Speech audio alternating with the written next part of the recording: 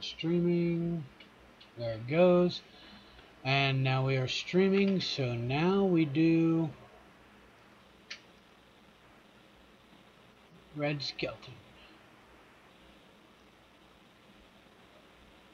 Well, I remember a teacher that I had. Now, I went through the 7th grade. I went to the 7th grade. I left home when I was 10 years old because I was hungry. And I used to, this is true. I work in the summer and I go to school in the winter. But I had this one teacher. He was the principal of the Harrison School in Vincennes, Indiana. To me, this was the greatest teacher, a real sage of my time, anyhow. He had such wisdom. And we were all reciting the Pledge of Allegiance one day. And he walked over, this little old teacher, Mr. Laswell was his name. Mr. Laswell, and he says,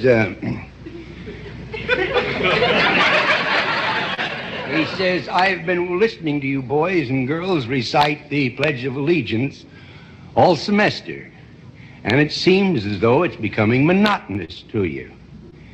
If I may I recite it and try to explain to you the meaning of each word? I, me, an individual, a committee of one, pledge, dedicate all of my worldly goods to give without self-pity, allegiance, my love and my devotion to the flag, our standard, Old Glory, a symbol of freedom. Wherever she waves, there's respect, because your loyalty has given her a dignity that shouts freedom is everybody's job. United. That means that we have all come together. States, individual communities that have united into 48 great states. 48 individual communities with pride and dignity and purpose. All divided with imaginary boundaries, yet united to a common purpose, and that's love for country. And to the republic, a state in which sovereign power is invested in representatives chosen by the people to govern. And government is the people, and it's from the people to the leaders, not from the leaders to the people, for which it stands. One nation, meaning so blessed by God, indivisible, incapable of being divided, with liberty, which is freedom, the right of power to live one's own life without threats, fear, or some sort of retaliation. And justice, the principle or qualities of dealing fairly with others. For all, which means, boys and girls, it's as much your country as it is mine. And now, boys and girls, let me hear you recite the Pledge of Allegiance. I pledge allegiance to the flag of the United States of America and to the republic for which it stands, one nation, indivisible, with liberty and justice for all. Since I was a small boy, 2 states have been added to our country, and 2 words have been added to the Pledge of Allegiance: under God. Wouldn't it be a pity if someone said that is a prayer and that would be eliminated from schools too?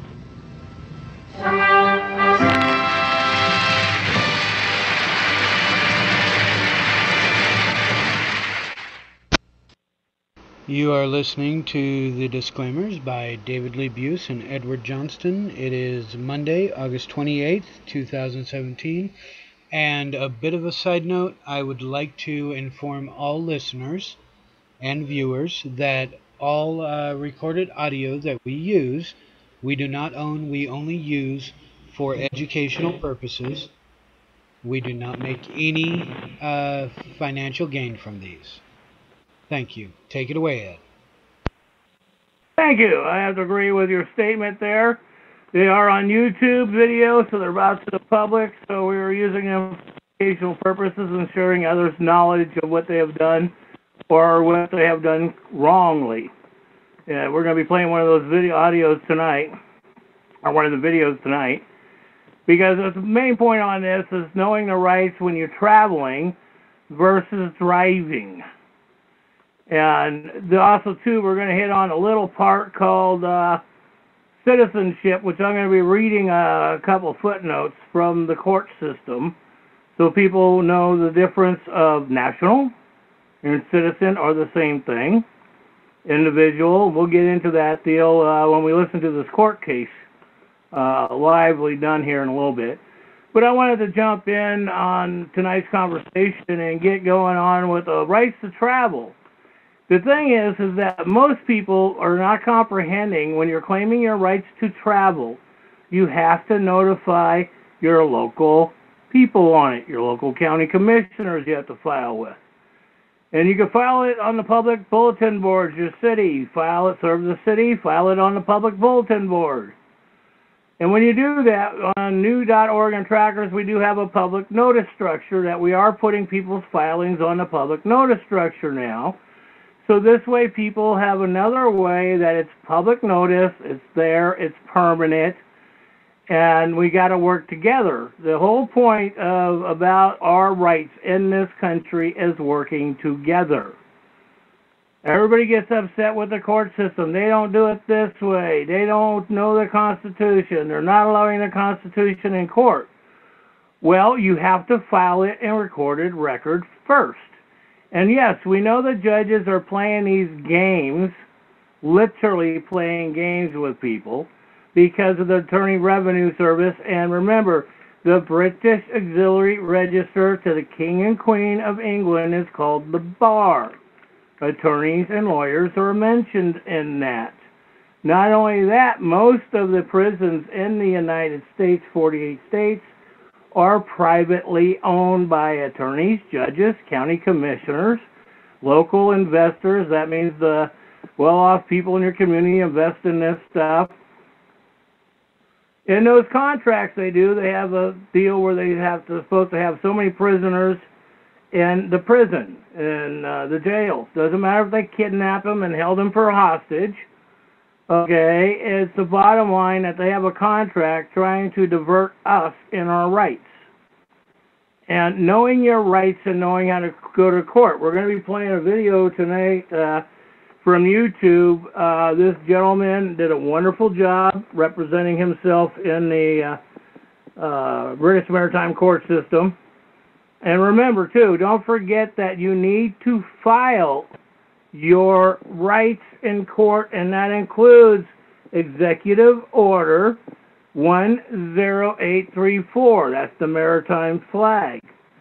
And you want to bring that up, and you try to file on the judge on that flag before you get to court. And we're going to get the links up for that, for filing here, hopefully by next week. Because I'm a one-horse soldier here doing all this research, putting this stuff together, getting it up. So it's really hard sometimes for one guy to do all this stuff. And so we're going to be getting that up. We've got numerous new connections on the website, new.org and trackers today. Well, the last couple of weeks we've been putting stuff up, thanks to associate of ours that have been doing this in a wonderful manner for you folks as well as us. And without his doing this stuff, we couldn't get the education out to the general public. And remember, this is the general public. If you are a lawful bloodline American, or including a legal citizen of the 14th Amendment. And the 14th Amendment, this is where most do not comprehend. The 14th Amendment, if you actually read it, has a separation in it of lawful and legal. And this is where most people don't comprehend the 14th Amendment, where it gives man and woman rights, not privileges. Okay? And this is the one structure that we have to start putting together, getting proper education out. Because if we don't put proper education out, This is the frustration we're all dealing with when we go to these kangaroo courts of the maritime court system. And remember, these people work for you. And when they're doing this stuff illegally, and we do have that, I think, up on the wall, that if they are doing this illegally, you can file on them. And the one thing is that I recommend, a lot of these court cases, when you file and the judge does not, he ignores you, you file it in the federal court system. They're going to tell you, oh, well, we have these rights in court now. Okay? They don't have rights in courts. All right? Courts are maritime structures. The only federally lawful court in the country is Philadelphia. And that's where people need to comprehend. Philadelphia is the only lawful court in the country. You can file in Washington, D.C., and we'll have those links up. But Washington, D.C. does have actual complaint forms on your public servants you can fill out. We're working to get all that put up. So this way we can start working together with each other and filing these charges. Remember, we have to file criminal charges on these men and women who are walking away stealing our assets. Now, we have road pirates. These road pirates are sitting there rape, robbing, and pillaging us for financial gain.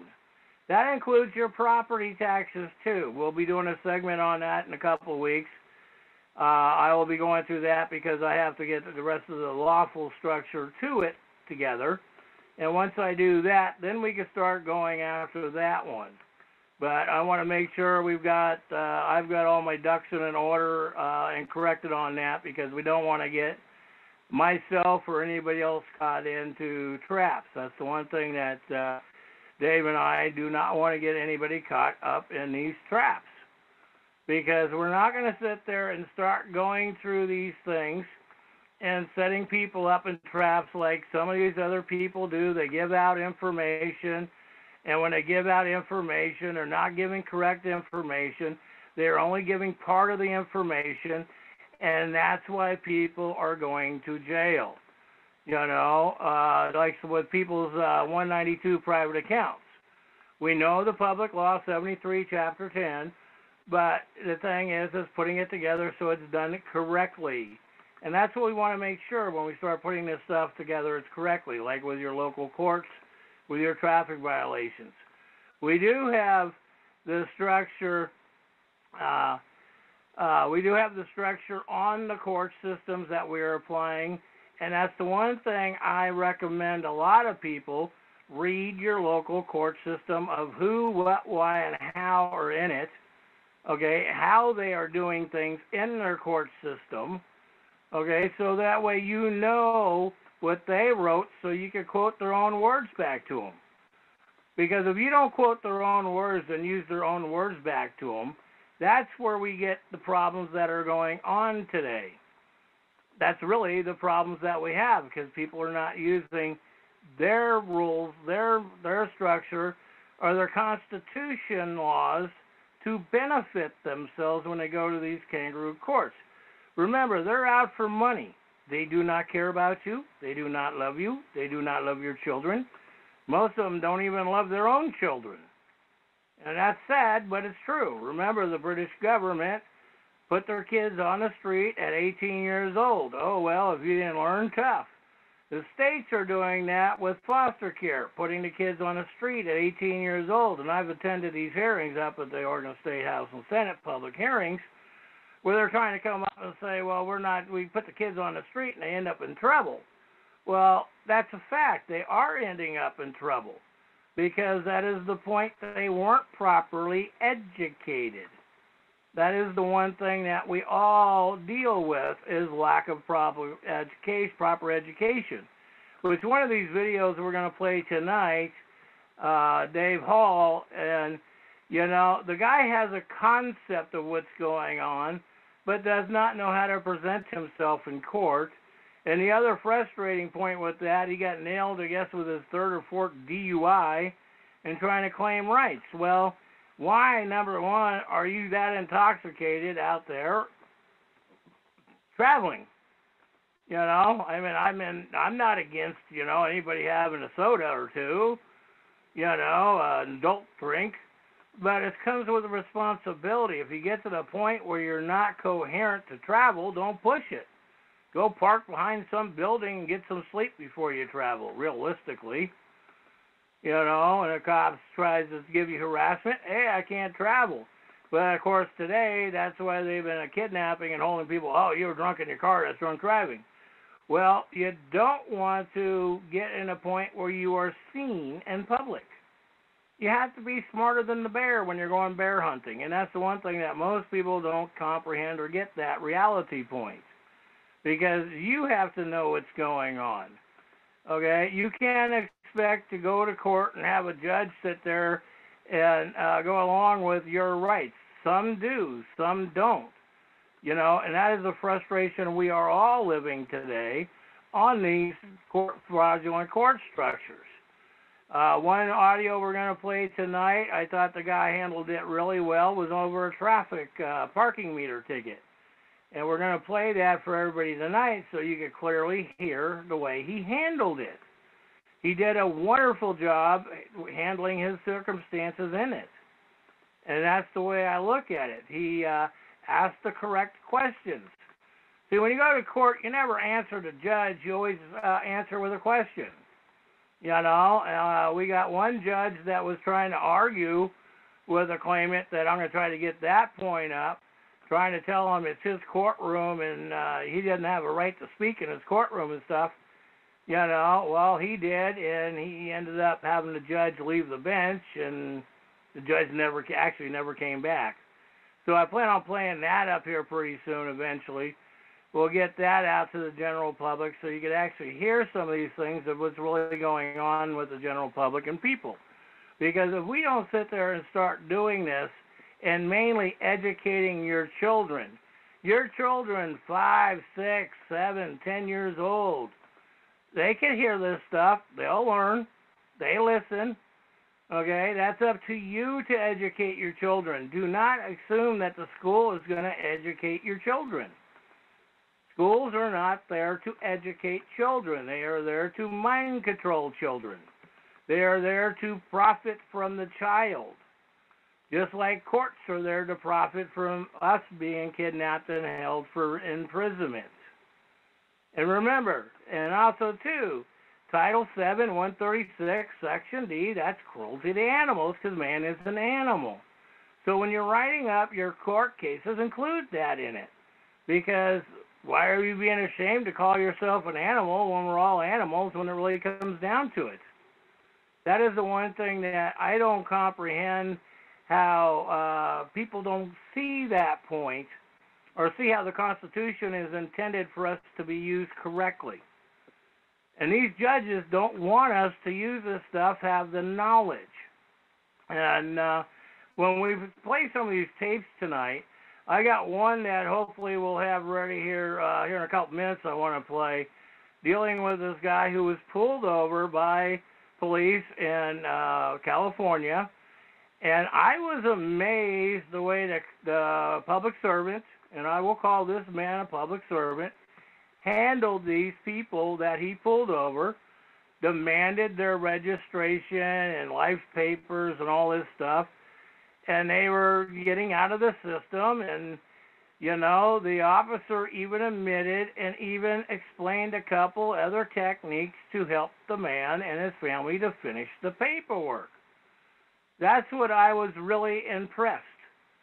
He did it correctly. The public service did. And the cop even told the guy, I'm not towing your car because I believe you're telling me the truth. I believe you're handling these circumstances correctly. And that is the one thing. In Oregon, you have an option out on driving privileges. Okay, they have forms on it. And for insurance, so that way you are the insurance holder. That means you are personally liable with your own personal assets. Your assets, your home, your body, those type of things. You have to be responsible for your assets and your actions. And if children had that brought up to them in education as parents educating their kids, we wouldn't have the problems we have today. Because why are we sitting out in the street protesting on things that we're sitting there, and the public employees know that.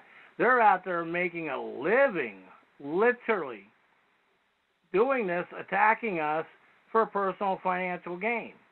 And then, getting a permit to go out there and do stuff. Why do you need a permit to do anything? I mean, I even built my house and I didn't have permits, but it's knowing how to handle the circumstances, knowing how to talk to your public servants. By the time I got done with mine, I never heard back from them. And that's the one thing that you don't want to be bothered. And if you go on new.org and trackers, you can see the signs I got posted up around my property, my land, dealing with public servants are not allowed on my property, or they're not allowed on my land. It's simple. They have to have a grand jury warrant to even think about coming on it. It's filed. And I filed that with the city. I filed that with the county. It's filed with the state. And so that's the whole point, is filing these things with appropriate offices. People do not comprehend that you have to file this stuff. And I talk to a lot of people, well, why should I have to file? Why should I have to do this? I don't have to prove who I am. The point is that the reason why they go after this, and if I can make it as simple as possible to most people, you have to prove that you're lawful or legal on the 48 states.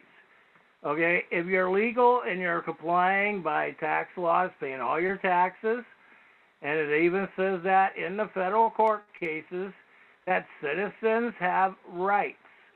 Okay? That means illegals, can travel, do this type of stuff. Okay? But so long as that they're paying and they're not convicted felons or getting any other situations. Okay? And like bench probation, you can file against that because there ain't no such thing as bench probation. They created that for the courts to keep you in their system. Eventually we'll get into that one eventually because I'm working on a couple cases right now to get people's arms rights back on things. And see, it's learning to talk. You don't call it a weapon. You don't call it a gun. You don't call it anything but arms, the way it's written in the Constitution. So you have to use the Constitution words. That is the main point, using the Constitution words, learning with the way it's written, the way it's been presented in the courts by the federal courts. Okay? And it's like, there we go again. It's like taxes. Taxes are voluntary. Okay, you type in on the internet, and I have it posted. I don't know if we have it on the link yet or not. But like taxes, theft by deception. A guy walks you through an hour and a half deal on taxes right on the internet. He walks you through and explains tax law to you. That is the one thing, that learning what tax law is. Okay? And that's the one thing with tax law, it really comes down to the point of knowing if you're lawful or legal. If you actually read the tax code, and this goes to driver's licenses, registration, found in the payment fees, they're all taxes. So it's knowing how to present that tax levy that they're trying to put on you. And that's the one thing we're working on, some instruments to get out so they're done lawfully, legally, lawfully. Because legally is British government administrative rule. That is where it comes from. British administrative registration rules. That's legal. That was due to the Treaty of 1871 with the Civil War, because the South fought for the Civil War. And that's the one thing that most people don't comprehend, the real structure of our country. We have been lied so much, literally, by the structures of our court systems. We have been lied so much by the circumstances of what's going on around the court systems. And that is, like I said, you have to educate your children. It is your responsibility. And that way, if your children are educated and they comprehend this stuff, even what they call money, and even though it's a debt note, money is technically gold or silver or barter. We never had real money. I mean, everybody thinks that, in the 1800s we had all this money all around the structure. We didn't have money. Some of the big cities back then had what they called gold or silver coin stamped. But you got out in the woods and out in the wilderness, nobody had money out there. They would sit there and get their pelts and stuff and go barter it, exchange it. You helped your neighbor. You didn't expect something in return because you knew if something happened on your property, your neighbor or your land, your neighbor was going to be there to help you. And that's the one point we've got to get back. Mainly, the main part is growing food. That's the one thing that most people do not know do not know how to grow food. They don't know how to collect food. They don't know how to collect rainwater, because the states are trying to say that rainwater belongs to the state. The state didn't create the rainwater. The Great Spirit did, or as some people would say, God. I go by the Great Spirit, Mother Earth, the Creator. I don't go by foreign religion. And that's the one thing that we have a lot of people that they know foreign religion, but they don't know their constitution. They don't know how it's applied. They don't know how to work it. I watch people going, oh, we need a new constitution. We need this, we need that. We need to rewrite the structure. Well, the reason why people are saying this because they don't know how to deal with the structure they have in front of them. They don't know how to read it, or they're scared of it. All participants are muted. You're not supposed to be afraid of your territory.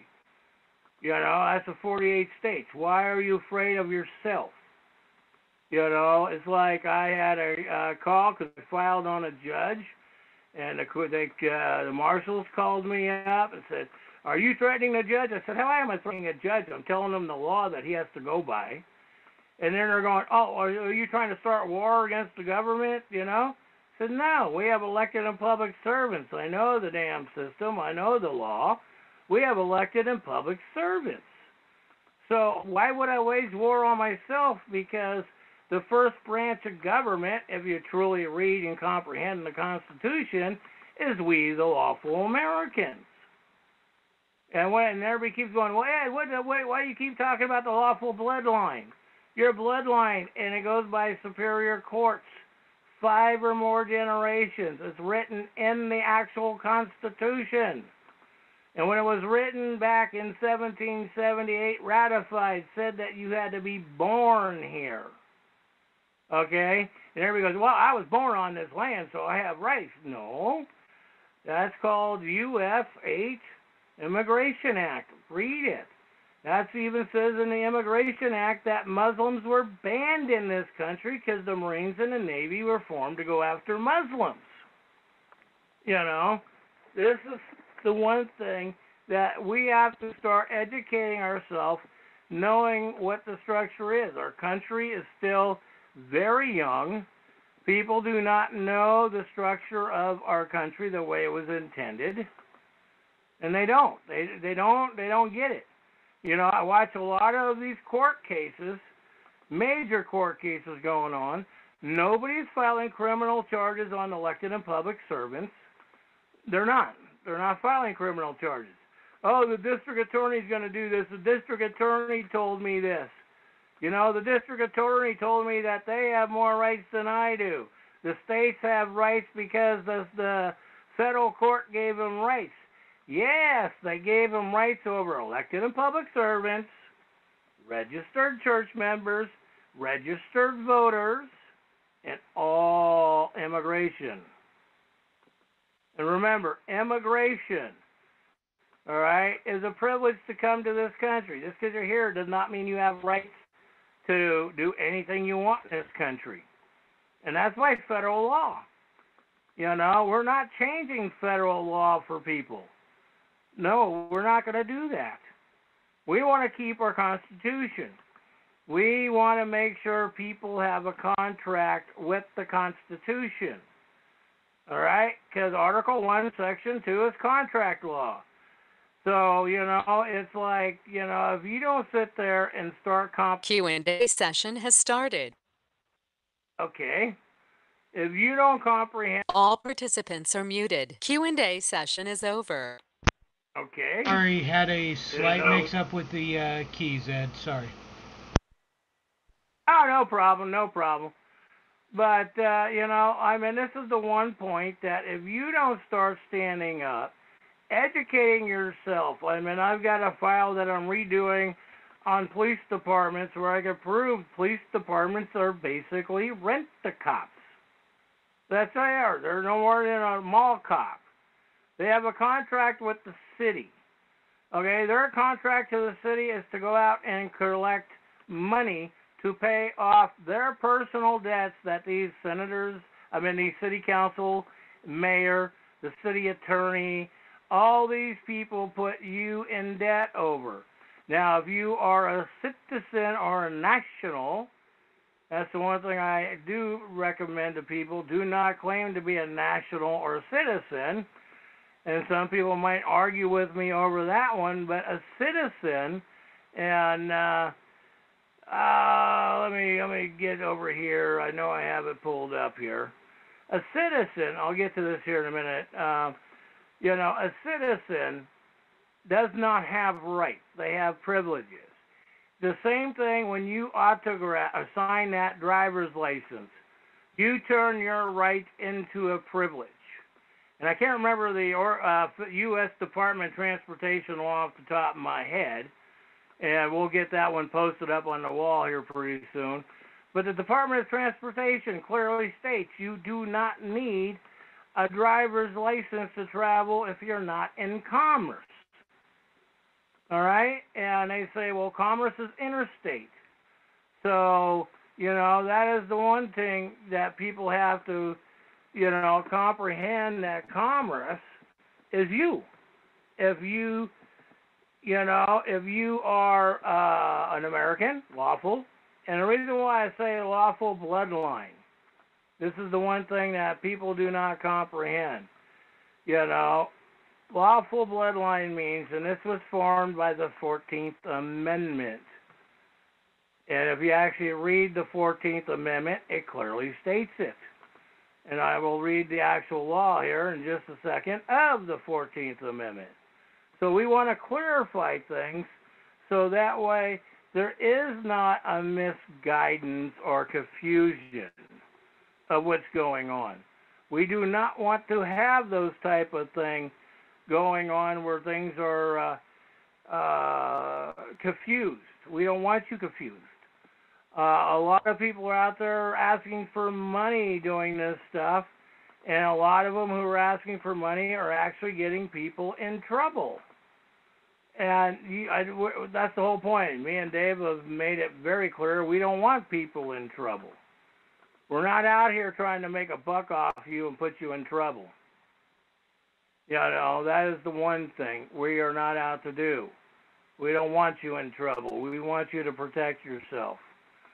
So anyhow, I've got this stuff posted in a couple court cases I just finished up, and the other one says, United States shall guarantee every state a union, a republic form of government, and shall protect each of them against evasion.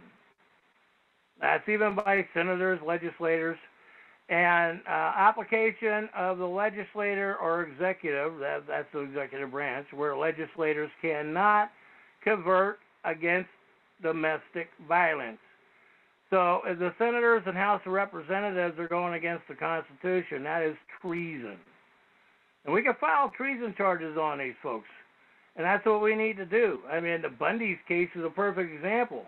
They need to file treason charges not only on the officers, the district attorney, the aides of the district attorneys, and a judge.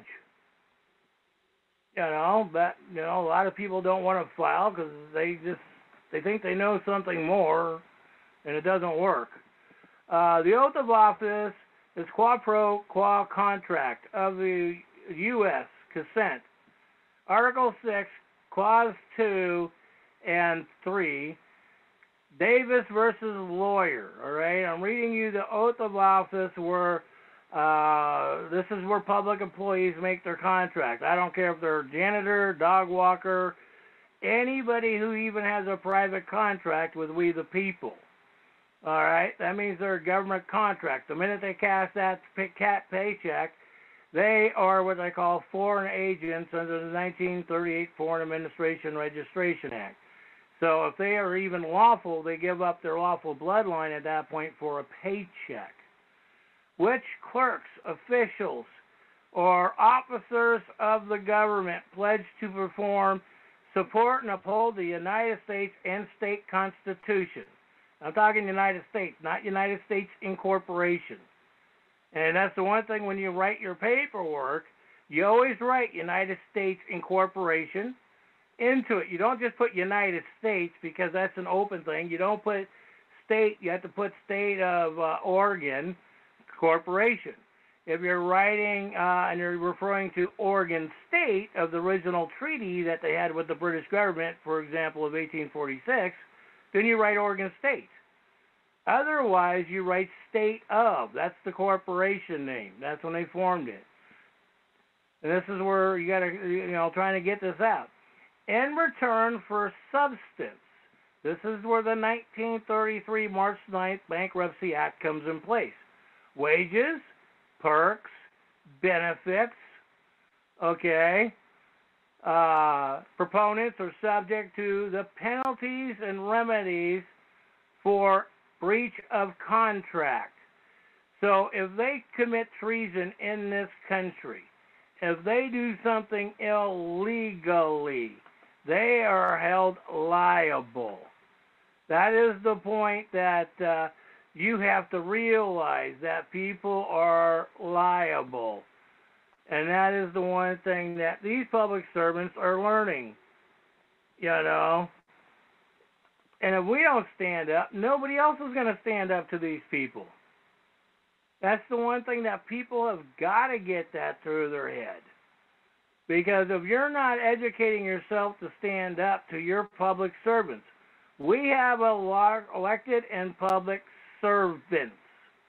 That was the 1871 contract with the British government and the Vatican. Okay? This is the contract with the Vatican. And that's the one thing that people, please don't get me in the Bible stuff, because most people know my feelings about that. That's a book that came into this country, invaded, and forced religion down our throats, natives.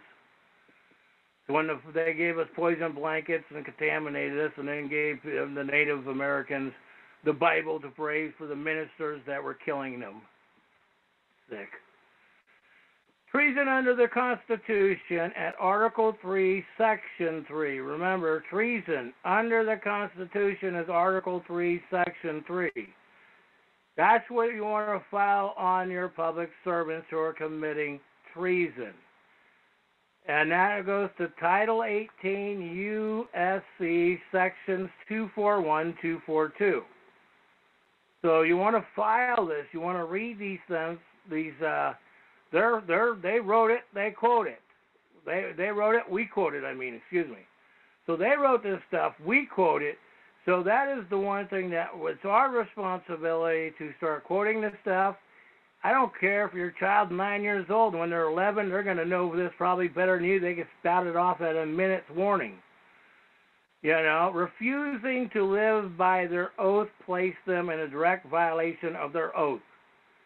So if a district attorney says, oh, well, we don't have to go by the Constitution or that structure because the state has rights over the Constitution, I'll read that law here in a minute. Every state has to go by the Constitution no matter what. That is not only in the federal regulations, federal law. But, people, we're educating ourselves on this to educate you. Violation of their oath is not a cause of immediate dismissal and removal from office, but it is a federal crime. Federal law regarding regulating oath of office by government officials divided in 4 parts. All right, 4 parts. Executive orders. That's what the president writes, and that's defined in USC 3331. That I quote, Title 5, UCC 3331. Okay, and then you get into the oath of office, and that is UCC 3333. And this is one thing I recommend you to read these things, so that way you're looking up these things. The other one is 5 USC 73111, which explains and makes it a federal crime, offense in violation of the oath of office. So if you're writing treason charges or going after a public servant for the right to travel, you have to write 5 USC 733 or 7311. You have to quote their laws, their structure back to them. You know, people say, why should I have to do that? They're supposed to know it. I don't have to apply that. I don't have to do that. Well, if you don't put it in record, and if it ever goes to Court of Appeals or stuff, you have no evidence to stand on. You have nothing filed. You don't have evidence to present to the Court of Appeals or to the federal court. Because if it's not in record, you have no evidence. It's called hearsay evidence, just like a public pretender or court-appointed attorney or any other attorney, because, like I said, attorneys belong to the British Auxiliary Register of the King and Queen of England. Federal law makes a careful distinction between natural born, and they're using the word citizen. And remember, citizen goes back to the 14th Amendment, where there was a conflict the way they wrote it, compared to the citizens of the United States. Now, in March 9th, 1933, FDR clarified the citizen structure in executive order, and it was clarified by the Federal Supreme Court, that a citizen is a slave of the corporation called the state or the federal corporation. They clarified it. So I never used the word citizen or national because Executive Order 2040 says nationals or citizens are enemy to the United States, 48 states, and that goes under the 17th Amendment dealing with treason. And if you read it, it clearly outlines that. And granted privileges. So if you're claiming to be a citizenship or citizen in anything or national, you are claiming citizenship of privileges or citizen of privileges or national of privileges. You have to revoke your privileges. If you're revoking your license, you have to go to the state with your letter, and the states usually have a form. Oregon has a form where I'm going through the 58 states too, looking for their forms. It does take a lot of work for one guy doing this stuff. If anybody else has got the stuff, please send it to me. Help me out so I can put the stuff together so we can start getting this moving a little faster. But if you don't get the state seal stamped on it, file it in your local court, okay? File it with the Sheriff's Department, hang it up on the public bulletin board. I do recommend filing it in museums. Museums could only technically preserve or show actual factual records. They cannot deal with hearsay. And that's the one thing that if you are a Constitution Republic, okay, you are not a citizen. Now, this law that I'm going by, that I'm reading, part of it was written in the court case in 1888. So back then, they were still trying to decide citizen. And a citizen is a legislative democracy. So if you're claiming citizenship, national, you are part of the democracy that technically is an enemy to this country when you actually read the laws of democracy and republic, not Republican, republic. And they have a Republican up here is what they wrote, but if you actually go through the court cases and by their administration, it says republic. And there's the song, too. that our Red Skelton gets in, one republic. Doesn't say Republican, it says republic. And that's the one thing that people have to comprehend what the word republic means. Okay, there are no kings in this country. You know, like I said, at times I say I'm the king of my land. Well, I am the king of my land, but I'm not the king of my land when I walk off it. You know, I have the authority on my land. Nobody else does. That's my area, my rights, my structure. You know, and it's the same thing with you. And if there's not a man on the land, it depends on the relationship between the man and the woman. The woman is the queen of her land. And that's the one thing that people got to comprehend. Since the common use of the term person does not include the sovereign, statutes employing in phases are ordinarily constructed to exclude it. This is U.S. versus General Motors Incorporation. So if you're using person, person is an inanimate object. And when the judges use it in courts, they know it. They actually know this stuff. Most of them do. They play stupid. You know, that's the one thing. And statutes, employees, and the word generally consent as sovereign.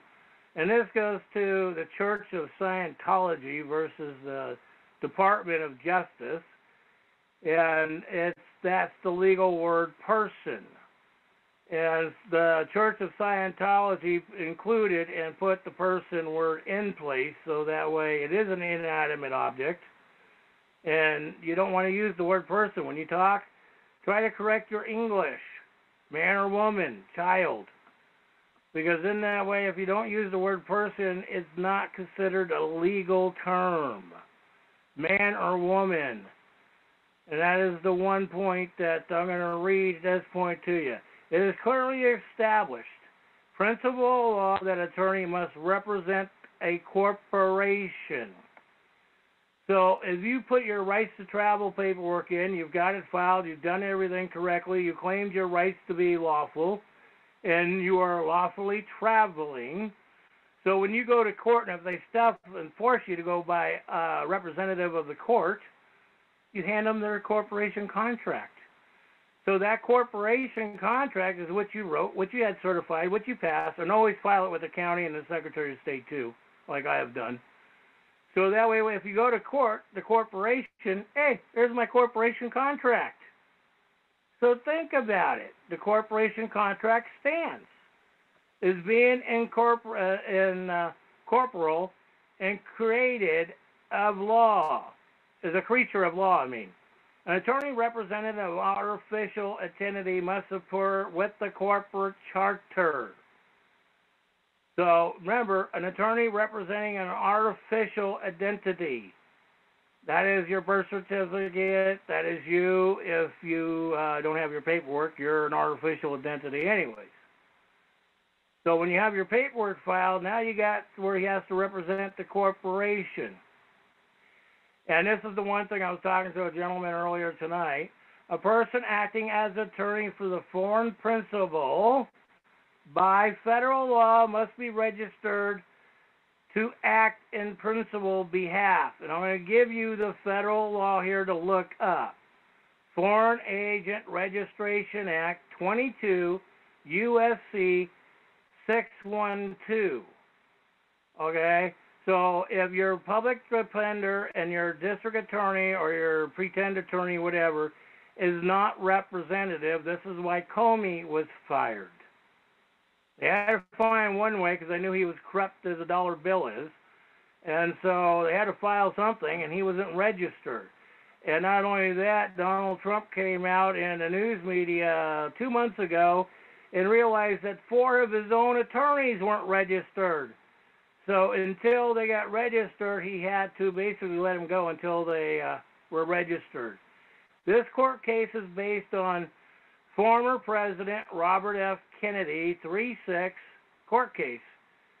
Okay, Victor Responsorts, and he was the state attorney general at the time, versus President Robert F. Kennedy 3-6 U.S. 605. Failure to file the foreign agent's registration statement goes directly to the jurisdiction lack of standing to be before the court first. So if you file the paperwork and go to the Foreign Administration Registration Act, file it, get a copy, even if it's electronically, get a copy, print it out, you turn that in to court, and the court has to go by that before they can go address any other issue first. If they don't go by that first, they're in violation of federal wartime law, and that's part of the Geneva Convention. And also, too, if they're not registered, goes directly in front of the courts. And if the judge does not deal with it, it's felony. Pursuant to 18 U.S.C. 219-951. The conflict of law, interest, and allegiance is observed. A lawyer cannot make a claim to your rights. So a lawyer cannot even technically register or represent you in court, because he cannot take a claim to your rights.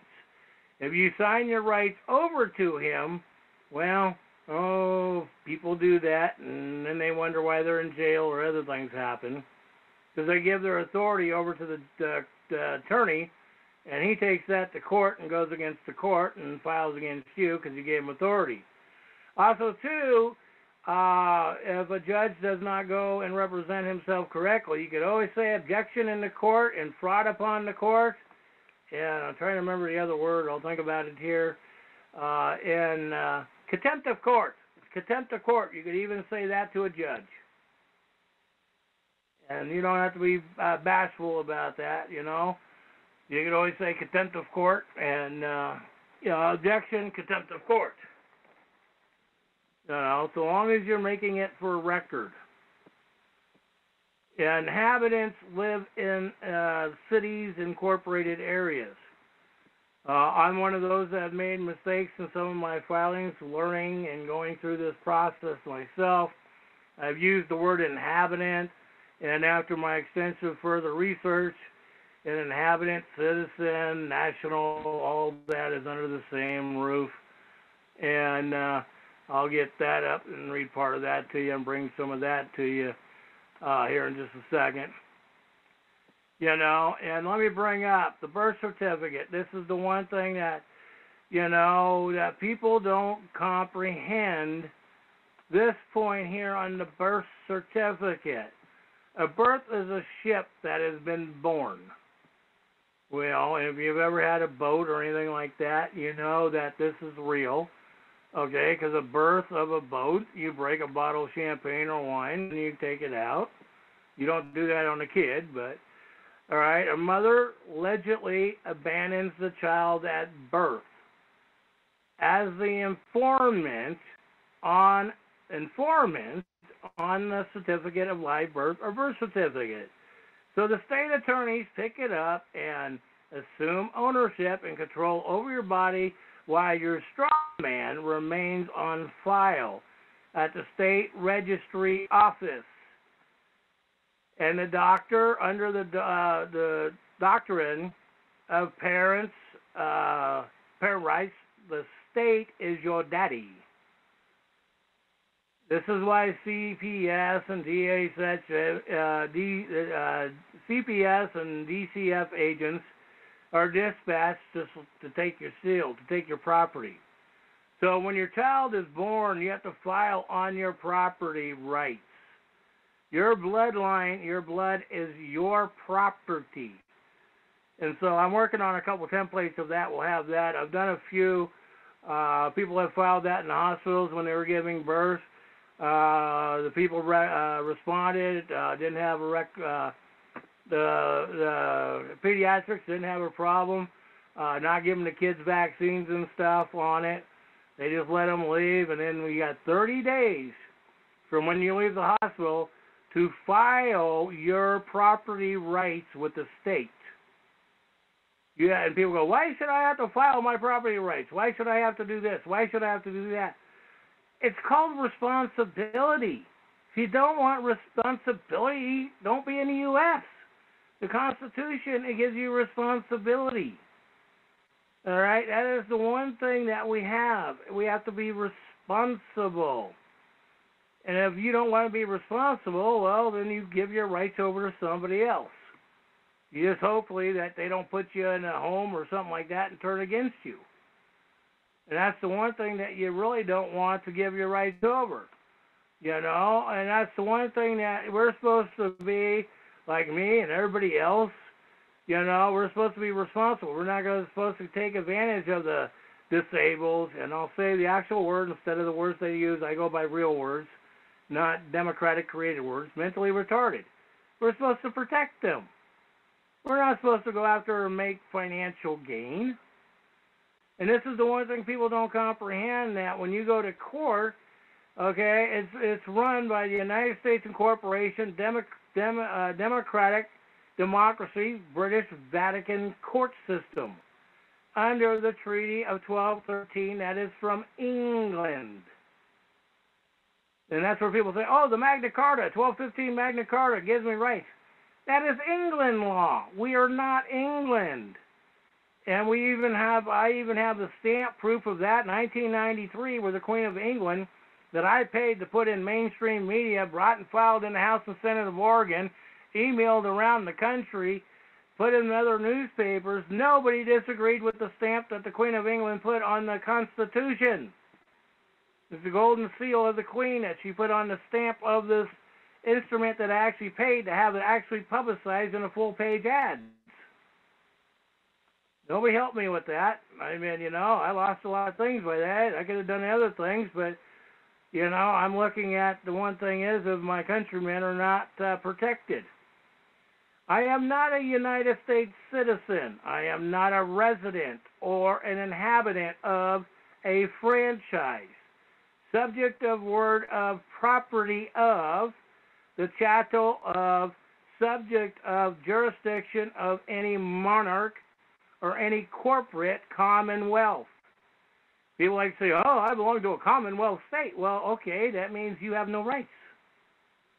Federal, state, territory, county, council, city, municipality, body, politics, and other government alleged created under authority of a constitution or other enactment, I am not subject to any legislative department or agency created by such authorities, nor to the jurisdiction of any employees, public, that's elected and public servants, employees, officers, or agents derived thereof. And agents derived thereof, that's even contractors, if they get a contract with a city or state. Contractors now are public employees. Authority, therefore, nor do any of the statutes, regulations, and such authorities apply to me or have any jurisdictions over me. If I don't cause personal or property damage, you know, if I call somebody a name, okay, sticks and stones might break my bones, but come on. California says if you don't use the word transgender now and somebody takes it offensive, you can go to jail for it. Free speech right there, Nazi Germany. That's Nazi Germany. You know, we're living this stuff today. We're living in hell. We are in a living hell today. Right now, we're living in hell. You know, when you have all these regulations that dictate that if you fart, I mean, kids even have been arrested in classrooms for farting in class because they were arrested because it was called offensive odor. And they were actually charged, excuse me, in court for offensive odor. California, cows fart. They had to put bags on the cows' behinds to sift the farts out. I mean, we're not even living in reality. And if that's the point with ethane, how come the city sewers are not setting up to run the sewers on that methane for free electricity? Supposed to get it anyway, so long as we're lawful. Public Law 7310. You know, so these are things that get it. I'm going to see if we got anybody who wants to speak. I don't know if Dave showed up or not. So we can open the floor up for a minute before we start getting into videos, and then I'll start going through that again. All participants are unmuted. Anybody would like to speak up? Dave, you there?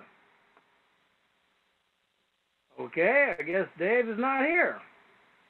Well, this is Daniel. Hey, Daniel, go ahead, Daniel. Yeah, I'm going to start out by saying I don't live in the U.S. Mm-hmm. I try not to even go down there to mail a letter down to the U.S. Okay. The U.S. is a foreign corporation, and it doesn't belong on the soil of the USA.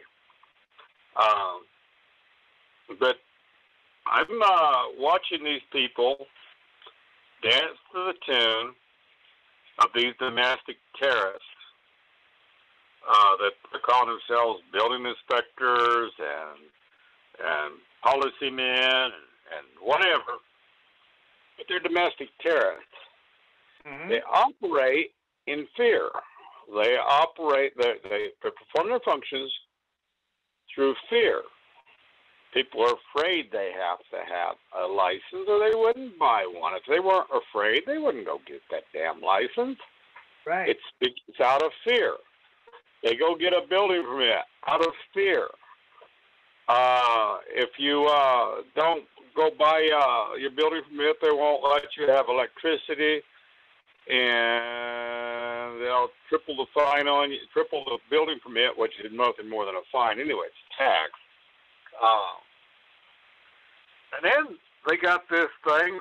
They do this ex post facto thing. They'll issue a permit. You get halfway through a building, and the building code changes, and you're supposed to come up to the new code, which is ex post facto. But they're operating through fear, and that makes them terrorists. They're domestic terrorists operating on behalf of the corporation. And for the bigger part, Homeland Security is domestic terrorists. They're invading people's lives. They're running against the Constitution. They're walking all over the people. They're not subject to the law. They say they're not subject to the law. The courts, the so-called courts, the executive administrative offices that are calling themselves courts, have no use for the law. They walk all over the law. So they're nothing more than domestic terrorists. They're thugs upon the soil of the United States of America. And like I said, I don't live in the U.S. I try to stay the hell out of the U.S. That's a foreign place. It's foreign possessions on American soil. And anyway, I'll let it go at that. And you can put your 6 cents in or 12 cents or whatever you want to put on that, 2 bits on top of that. But to me, it's an operation of corporate domestic terrorists overriding the lawful bloodline Americans, we the people. And that disturbs me. I'll let it go. Okay, thanks, Daniel, for your point. The one thing I have on my property around it is no trespassing warning to all government agents, officers, employees, and contractors. No entering on this property or into dwellings or other structures thereon is allowed without prior expressed permission of the owner unless an authorized officer of the court is carrying their possession and present an inspection of lawful court certified and proper warrant. And what that means, a warrant has to be issued by a grand jury of 12. It cannot be issued by a judge. Judge warrants are invalid. That's why they tried to put me in prison over it, and they lost that case. Excuse me for interrupting, Ed. Those are not judges. If you read FP versus GE, those are executive administrators. They're not judges. They're acting as judges. They're saying they're judges, but as long as they're ruling on statutes, codes, and policies, they're not judges. They're executive administrators. Technically, they're black robe popes. And if you go by the Vatican rules, they're black robe popes working for the Vatican. Yeah. So you are correct. They're administrators to the Vatican. And that I proved in 2006 on the Oregon State public hearings. And the only exception that I have on my warning is for postal employees in lawful or proper conduct of their normal business, or firefighters in the prevention of an actual fire on the property. Mm-hmm.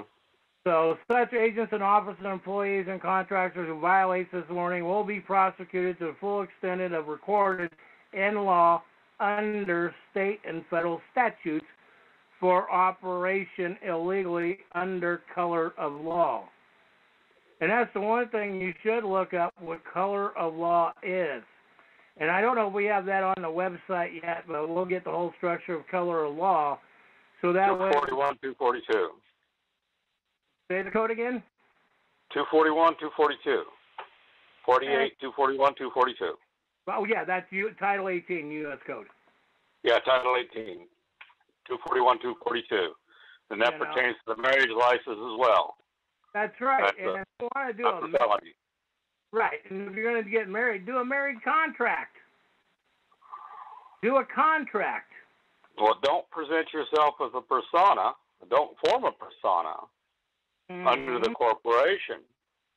It's a private contract. It's not a corporate contract. If you form a corporate contract, then you've just opened your doors open to jurisdiction and relinquished all rights to the corporate state, which I don't live in the corporate state. I've never been in the corporate state. I'm not a member of the corporate state. I might have been on the soil of West Virginia state, but I've never been in the state of West Virginia. Right, right.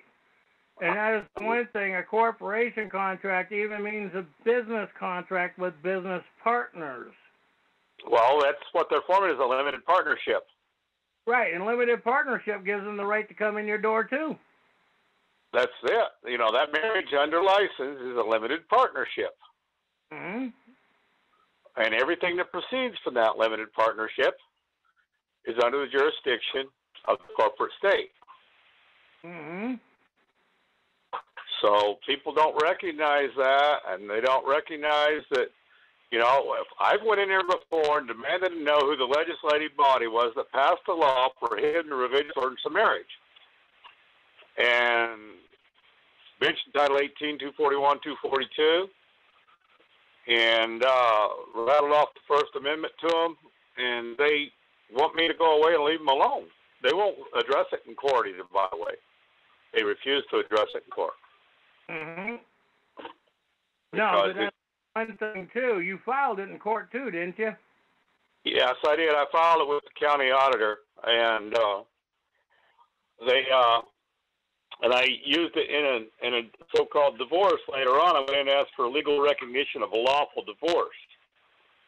And that judge sat there in the courtroom and issued everybody else, and granted everybody else a divorce. You know, he was the grantor. In mine, I was asking for legal recognition of a lawful divorce, and all he could say was, I'm going to recognize your divorce. He had no jurisdiction over it. Right. That's all he had the authority to do, is to recognize it. And he did recognize it, but he waited till I was the last one in the courtroom so there would be no witnesses. Well, yeah. They do that, and also, too, you know, they say, oh, you can't tape record in a courtroom. Well, yes, you can. Federal law says you can. State of Oregon, I've beaten 3 cases where people videotaped me and recorded in case. Well, I've never been in the state of Oregon. I've lived on the soil of Oregon State, but I've never been in the state of Oregon, and I've argued cases against the state of Oregon on the soil of Oregon State, and I've been to the Supreme Court of Oregon. Thank you for the correction. You're all right. That's the way it has to be played. You keep saying the state of Oregon, and that's a dangerous thing to say. I know it's very dangerous because I like to have people correct me when I say things. I do that for a purpose, to see if people are paying attention. Well, that's why I said something about here in the U.S., is because I don't live in the U.S., I'm not a U.S. citizen, I live on the soil of the United States of America. And one of the American states at a time, I can't live in 2 or 3 of them at a time, and I move around a bit, but, I still live on the soil of the United States of America. And I explain to people all the time that if we go down to the post office and we get in a fist fight, they're going to call the Federal Postal Police because we're in the U.S. We're on U.S. possession. Right. But if we step across the street and get in a fist fight, they call the sheriff. Because we're in the USA. We're not in the U.S. any longer. True. So, anyhow, Daniel, I want to get to the first video that I want to get played so people can listen to the way this... Go at it. I just thought I would... When I heard that U.S., I had to say something. From you, Daniel, you're paying a good attention to everything, and you come out with good words out of you. Well, you take care of yourself, Ed, and go ahead and let's hear this video. Maybe you got something to offer. Yeah, well, at least I like to think maybe I do. So, but anyhow... That's why I listen to you, because sometimes you have something to offer. Oh, thank you. Anyhow, I want to get to the first video where this gentleman, David Hall, was basically putting himself deeper into the jurisdiction of the court. He had a concept of what he's doing, and I know I've actually been in this guy's shoes a few years back where I made a similar mistake. And never say you are a sovereign citizen. That's an oxymoron. Either you're sovereign or a citizen. There is no two divide. You can't use an oxymoron in court because they'll nail you every time to the jail cell for that one. So, but anyhow, if my producer's ready, I'd like to hit the first video of David Hall. I think it's about 11 minutes. And if we get it on the YouTube channel, that'd be nice too. If not, that's the way it works. But if we get on both, because we should listen to the way this guy and the judge was doing it, because the judge was just letting him put his foot in his mouth deeper and deeper and deeper, and he was agreeing with certain things of the judge and didn't realize when he was agreeing with the judge the way he did, he actually kept himself in jail. And this guy, I think it was like his third or fourth Dewey he got. So all participants are muted. So whenever you're ready. I'm sorry, there are 4 or 5 or no bond. I informed your attorney. He knows about your court date, sir. Thank you. David Hall. Mr. Hall has declined the services of the public defender, Your Honor. Mr. Hall, DUI, expired driver's license. Good morning, Judge. Judge, I need to say how I'm appearing today, sir. Hold on, wait. Let me finish. Hold on.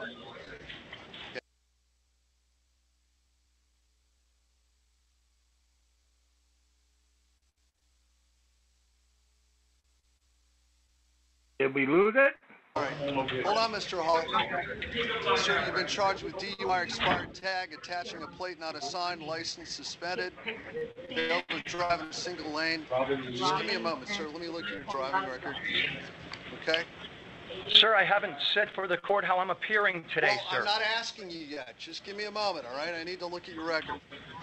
Okay, I'm looking here. Failure to pay traffic tickets back 2011. Open container out. Okay. All right, sir. Hold on. Does this gentleman, Mr. David Hall, does he have any criminal record? Yes, Judge, and he also has pending felony DWLSs in front of... Okay, what's the pending felony DWLS? Judge, you saw... Okay, there's a few. 1 second. I'll give you a moment to talk in just a moment, sir. Hold on, Mr. Hall. The pending felony is 14016-582 CF10A. Okay. He also has pending misdemeanor DWLSs in front What is that? What are they? Judge Evans. Case number 14... Wait, 14 what? 053909 TC30A. TC30A, okay. And that's it. That's it? And a criminal history.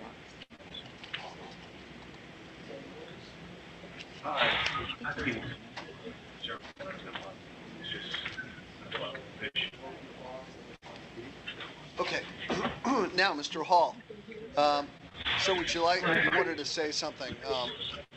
Yes, may I speak, Judge? Well, don't tell me about what happened or did not happen regarding the DUI, but if you want to tell me about something I'd like else, to state some things. Go ahead. I'd like to state some things for the record. Thank you, Judge. Judge John Hurley, I do accept your oath of office here today for the record, sir. Thank you, sir. Thank you. Yes, Does sir. this court take judicial notice of your oath, sir? With all due respect. Let me see.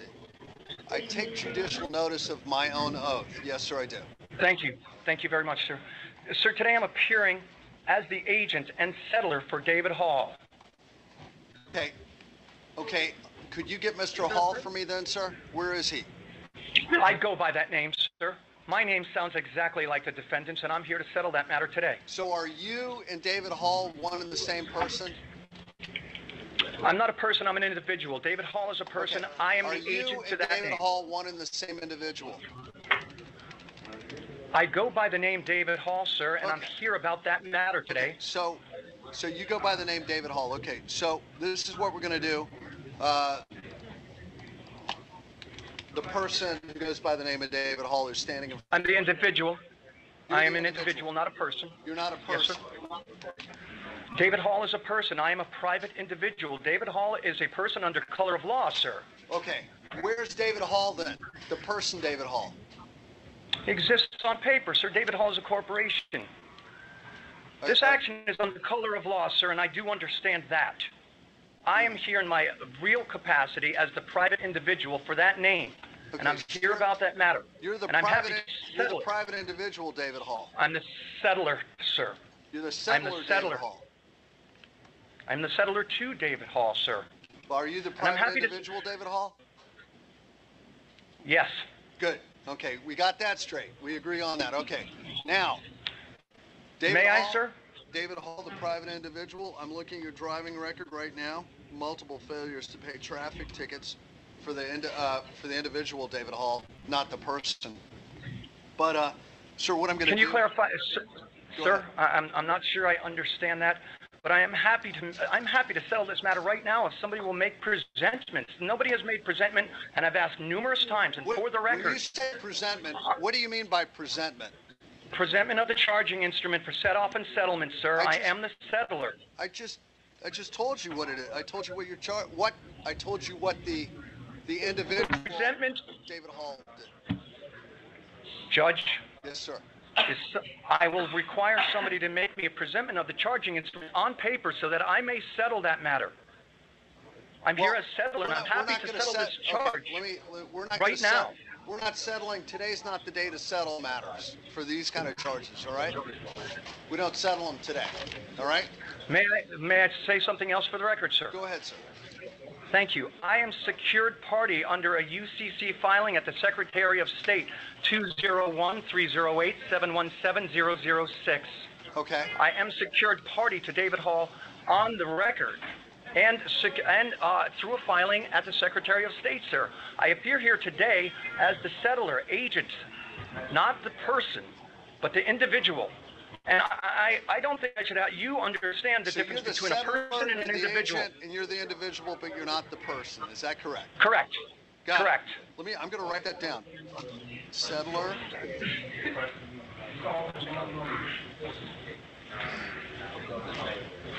Agent.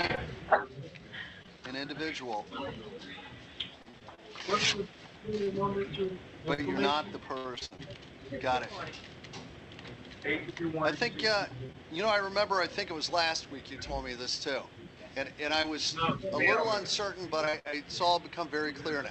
Now, okay, the settler, the agent, the individual, but he's not the person. Okay, so does the settler, the agent, the individual have any money in the bank? Yes. Okay, how much money does the settler, the agent, the individual have in the bank? I'm not certain at this time, sir. Okay. Only that I will give it an affirmative that there is money in a bank account. Okay. And how long has the settler, the agent, and the individual lived in Broward County? 25 years, sir. Okay, does the settler, agent, individual own any property in Broward County other than personal effects? No, sir. Okay. Now, Does the person own any property or have any money in the bank? If you know. In conjunction with myself, sir, in conjunction with myself, we both have. Yes, I'm the agent for that account also. Okay, got it. Okay, so now,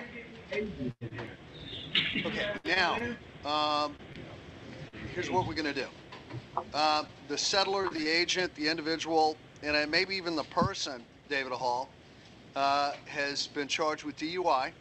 A DUI while the settler, the agent, and even the person, David Hall, was out on bond on 2 cases, 1 felony and 1 misdemeanor, for license suspended. So the court believes that the settler, the agent, the individual, and even the person, David Hall, represents a danger to the community because the settler, the agent, the individual, and even the person continues to drive without a valid driver's license, in fact, a suspended driver's license in the state of Florida. And so, that being said, the court is going to... May I make a correction, sir? Go ahead, sir. Yes, I'm traveling. You said that you used the term driving, and I was traveling, sir. Traveling. Okay. All right. So the settler, the agent, the individual, or the person, David Hall, for traveling on a public highway or public road in the state of Florida, was allegedly doing so without a valid driver's license, and has done it several times in the past. So today... This is alleged, sir? Yes, sir, it is alleged. Allegedly? Yes, sir. Thank you. So today, the court's going to set the settler, the agent, the individual's bond, and even the person's bond today on count 4 at $10,000 because the settler, the agent, the individual, and the person has not stopped driving, even though the settler, the agent, the individual, and the person continues to drive without a driver's license. So, that being said, count 1 is $500, count 4 is $10,000, and the court will revoke the bond for the settler, the agent, the individual, and even the person of David Hall on 14-016-582-CF10 and 14-05-3909-TC30A. Both cases will cause the settler, the agent, the individual, and even the person, David Hall, not to be able to be released from the Broward County Jail until further notice of the court. So, may I post bond, sir? Well, is there any other? Are you asking me as the settler, the agent, the individual, or are you asking me as the person? Sir, I'm asking as the individual appearing before you today about this matter. Well, the individual, the settler, the agent, the individual, or the person can post the bond. However, the settler, the agent, or the individual, David Hall, will not be released in any event because this court is revoking the bond on a felony case and a misdemeanor case on the settler, the agent, the individual, and the person, David Hall. Where is my remedy, sir? Well, whose remedy are you asking for? The settler, the agent, the individual, or the person? I'm asking for the opportunity. Who are you speaking on behalf of right now? Sir, I don't understand that question. I believe that you're trying to confuse me now. No, I'm not. I'm simply separating myself from the person. They are 2 different entities, and I know that. The court is not viewing you as 2 different people. The court is viewing you as why not, entity sir? For the purpose of these cases. Then what entity are you referring to me as? Because I'm referring to the David Hall, who's the settler, the agent, the individual, and the person. I'm not the person, sir. Okay, I am not the person, David Hall. Tell him he's not leaving jail either, all right? Sir, then may I ask what my remedy is? Can you provide me a remedy so that I may... The remedy is, you don't really have a remedy where you could appeal it to the 4th District Court of Appeal. How long am I going to be held, sir? I would like to settle this matter. Tells you can be released. I would like to settle this matter, sir. We're not going to settle it today. Then I'm being denied for the record, I'm being denied my remedy. What do you think your remedy is? My remedy is being denied. For the record, I am the real individual, and this action is under color of law, and I don't understand this color of law action. Okay. Well, have a nice day. Thank you. Thank you, sir. Come on. Down the middle. Let's roll. It's over. All right. Sorry about that, Mr. Miller. That's it, Ed. Okay. Thank you. Anyhow, I'd like to bring up the point where he keeps arguing individual. So I was bringing up earlier, in their administrative rules and law, if you're claiming to be including an individual, you are claiming to be a person. That's why I personally always say lawful bloodline American. That way there's not a confusion. That way I'm not part of their corporation, because an individual is structured as a national citizen. That's why, like I said, I learned the hard way a couple things I did of writing inhabitant. Because an inhabitant is still a state corporation in this state, whatever state it is. And that's the point that we get confused on this, because we know that the legal terminology they play on us all the time screws us. And this is the point of going into court and presenting yourself knowing if you're lawful or legal. So it doesn't matter if you're a legal citizen from another country, it's the same circumstances. So when you're going in and presenting yourself as an individual, type up and look at individual, or look on our site. We have the laws that we're posting up so people can look at it without a conflict of interest. It is knowing how to present yourself in court. Believe me, I've personally had a lot of hard knocks myself. I've watched tons of videos. I've gone through and listened to a lot of these people that have written things up and gone through their structure thinking I was doing things right myself. And then I realized that it's the wording that is done. And some of these people who are on even Facebook are attorneys doing this stuff, setting it up so that way they know to keep you in your system, because they know that what they're putting up is that people are going by it. So they know that people are not claiming that they are lawful, and that's what I was reading under the 14th Amendment. You know, I know they use the word citizen in part of it, but it's a trick word. They do that to keep you in.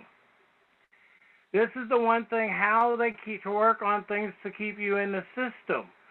This next video we're going to play, I would like you to listen to the way that this gentleman handled himself. He answered everything in questions.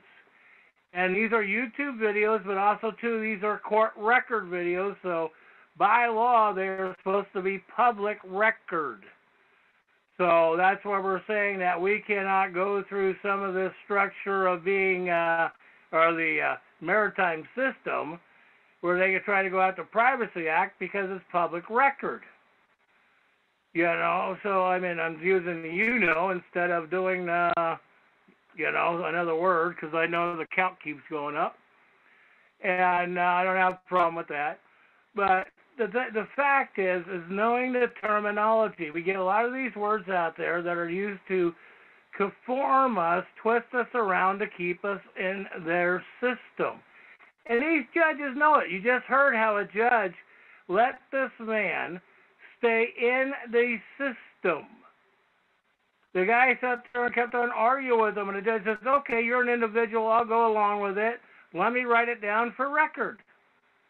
So you're claiming to be an individual. So you're claiming to be part of the state corporation.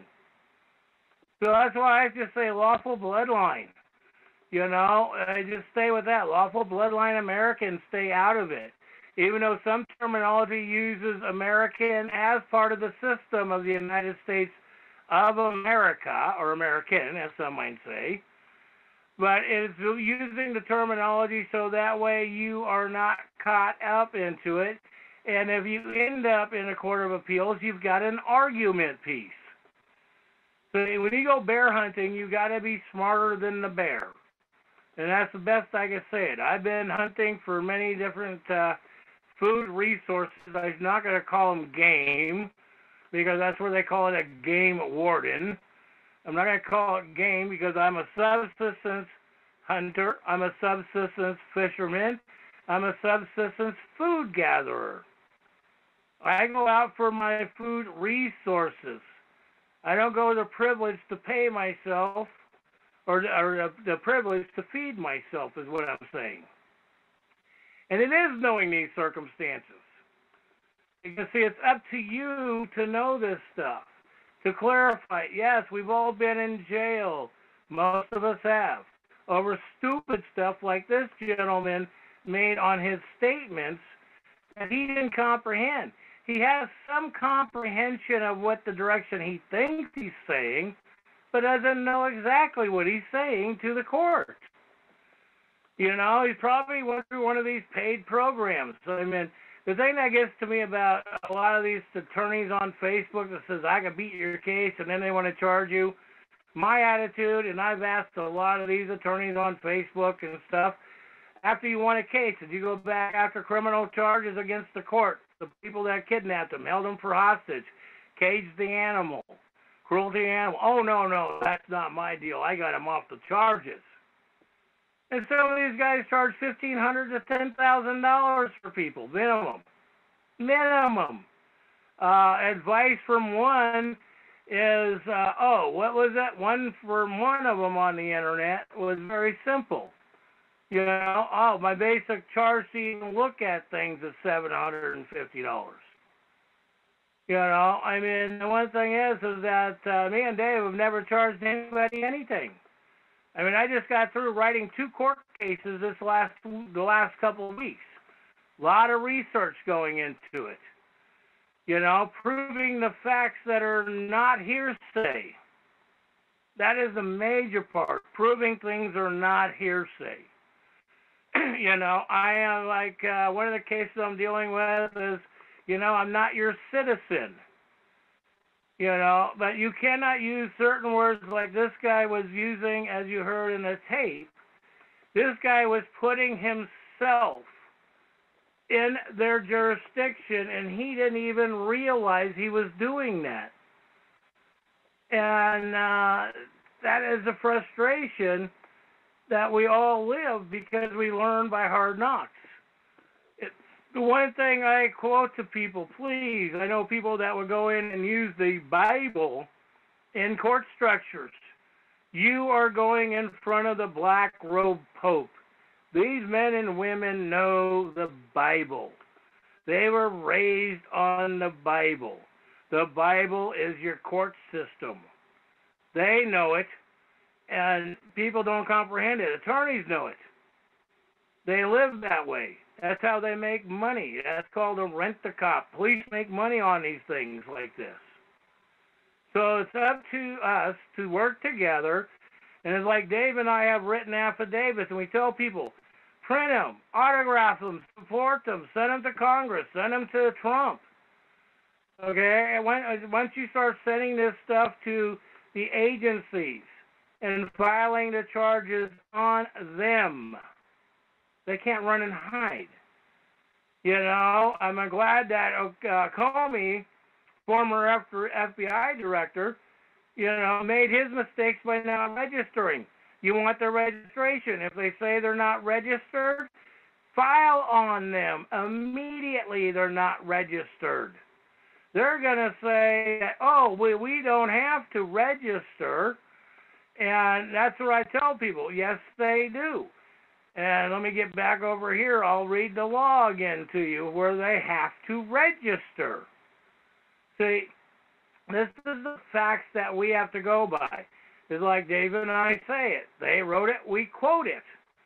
And that's the point where you have to comprehend these facts where they wrote it. Now we have to quote their own words. They can't change these administrative rules because if they start changing the administrative rules, they know that they're going to end up in deep trouble or we're going to be in civil war. They are trying to provoke civil war, even like the Virginia fake runover that they just had in Charlottesville. Like the other one, they had the big shootout at the school that turned out to be an FBI fraud. Brain fart will come to me. God, I've talked about that many times, and now I'm having a brain fart over it. brain fart over the school that just had that mass shooting with the students, and then when you watched it, still having a brain fart. I'll come back to that in a minute. But when you watch these people, they're paid actors. And paid actors have been nailed on it, and some of these paid actors are coming out and publicly stating this stuff. And let me re-quote this to you. Okay, the original structure of this was in 1840, before the Civil War. And then after the Civil War. Every state law must conform in the first place to the Constitution of the United States, and then to subordinate constitutions of the particular state. All right, so if your state has a constitution, read your constitution. The Constitution of the federal government, the British government, under a treaty that we have in 1871, with the British government, the Elected and Public Employees Union with the Vatican versus the 1778 ratified original 1776 Constitution applies. Each state constitution, subordinate constitution, each state ended up in a treaty with the British government. Each state was in a treaty with the British government. The federal government, if you look it up, is the British government. Okay, and if it infringes upon the provisions of either, it is so far void. Houston versus Moore, 18 U.S. 1-5 LED 1918-40. Okay, and then the other one, it is a binding truth. Nothing can destroy the government more quickly than a failure to observe its own laws, or worse, in disregard of the charter of its own existence. Now, what that's referring to is the state constitutions have to apply with the federal constitution of 1840, and that's Mape versus Ohio, 367 U.S. 643 659, and that was done in 1961. Then the other court case is Harris versus New York U.S. Supreme Court, 401 U.S. 222 1971. So, like I said, it's very important that we comprehend that. And with that, I want to get to this other video. It's about 7 minutes, 6.5, 7 minutes long. And you can listen to how this gentleman handled himself in the state of Washington. I believe this was over a parking ticket. And what we were playing tonight are the court hearings and videos from the courts. So I'll wait for that one to go.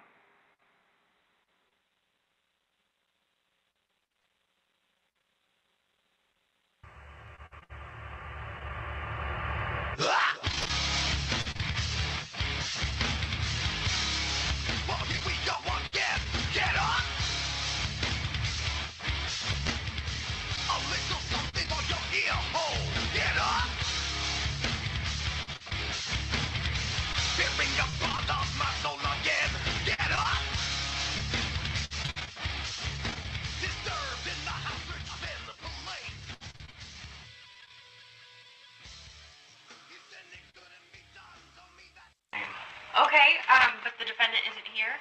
Well, I believe there's a mistake. I was led to believe somebody here believes I made a claim to that name, so when can I speak to the claimant? Who's claiming I made a claim to that name? What are you talking about? Well, I came to the so-called court because along with that order, he needs the one inside of you. Okay, I can do that. Okay. So you're a witness for the person, you're not actually the named defendant? Well, I was led to believe the name belongs to the United States. The United States is the owner of it. Well, if that person isn't here, they'll be found committed for failing to appear. Failing to appear? Mm-hmm. Who's claiming that? If that person isn't here and no order is entered on their behalf and they're not presented at contested hearing, then they will be found committed for failing to appear.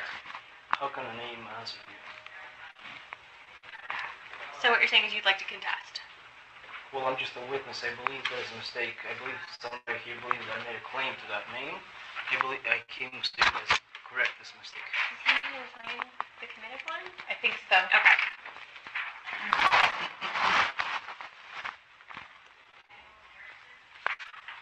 Alright, okay. So signing off where it says defendant. We just need both orders together. So either that person or you. For that name, I came here to give first-hand testimony. And I believe somebody here believes I made a claim to that name. So when can I speak to that claimant? Well, if they're not here, they can't consent to go to contested hearing, so you won't be called as a witness. Will it be known to use that name? You have, so Yes. you are the defendant. How can I be a name?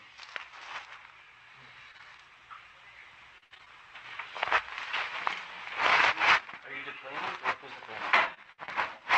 Or you have the claimant. I represent the plaintiff. You represent the plaintiff, right? Mm-hmm. When's the last time you spoke to me? To the plaintiff? She's listening to me right now. Well, when was the last time you spoke to the claimant? Somebody's claiming something, right? Is somebody claiming that there's a controversy in concern to that name? Okay, so that person will just be marked as failing to appear. Did I just give you first-hand knowledge that I've been known to use that name? You can either talk to me, and we can work out a deal. How can I have a name, or how can I own a name? Can you explain that to me? Okay, we'll save you for the end. Sure. Okay. So it looks like you were given a citation for expired meter. You mean the name was charged, right? So was there anything wrong with the meter? You mean the name? You were talking about the name, or are you talking about me? Let's skip ahead and talk about the meter. Was there something wrong with it? Well, I want to ask you, do you have any first-hand knowledge that I am that name? I mean, I believe there's a mistake. I came to the court here because I was led to believe that somebody here, there's some claiming that I made a claim on that name. So I was wondering, how am I liable for that name? Who owns that name? Because I've been known to use it, but who owns it? How am I liable for that name? And I would like to deal with this matter honorably. Where's the proper notice? Where's the meeting of the minds? That I agreed with the claimant that I am the name, or that I own the name. I mean, if I can meet with the claimant, I'd be glad to. What is he that he can give me first-hand knowledge?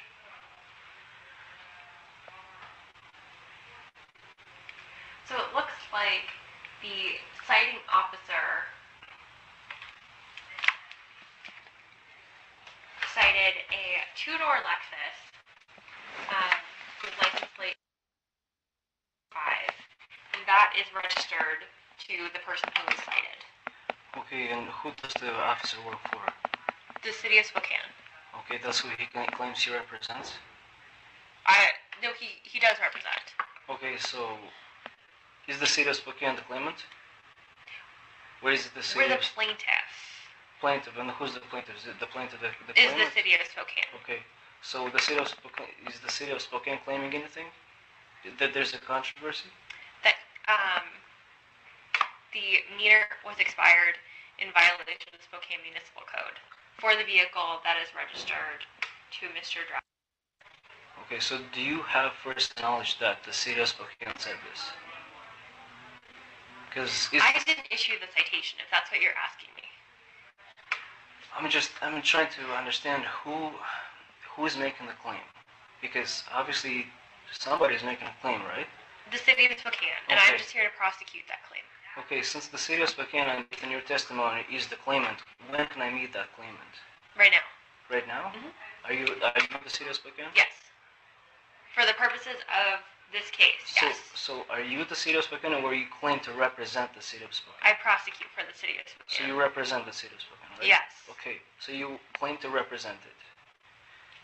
And now, when's the last time that you've spoken, that you got first knowledge from the claimant, that the claimant told you that there's a controversy? So we can keep doing this, which it's like one way or the other. I would love to deal with this matter honorably. I'm just asking for the proper notice. Where is the proper notice? Where's the meeting of the minds? So meeting of the minds is a term that's used in contract law. Okay, so when did I make a contract with the city of Spokane? When you parked on the streets. do you have first knowledge that I parked there? The vehicle that is registered to you was the one that was cited. To me, what's that name? Because I was led to believe that that name, the owner of that name, is the United States. Allegedly, I've been told that I am that name, but do I have any first-hand knowledge of it? Here's the thing. So the problem with expired meter citations is that they issue so many of them that they don't take photographs. Photographs are inherently necessary in order for the city to prosecute these claims. So because I don't have that, I don't believe in the case, and I therefore have an ethical duty not to pursue. So you believe this matter is settled then? Yes.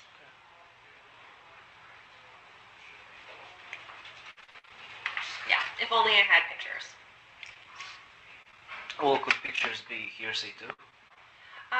Some pictures are hearsay. So for somebody... example, diagrams, like something an expert might draw up, that could be considered hearsay. Let me ask you this though. So let's say if you had a picture, right? Would the picture be able to give first-hand knowledge, first-hand testimony that that's what happened? Yes. Because we have a local rule, IRLJ 3.3C. So you believe a picture can talk? Yes. How is the picture be able to talk? Are you gonna put a picture to the witness then? No. I'm sorry? You know what I'm getting with this? Yeah, I understand. It's a little bit more nuanced. I mean, if it's something that you like talking about, I recommend law school. But anyways, if you believe I offended you, please forgive me. No, you're fine. But I'm afraid to go.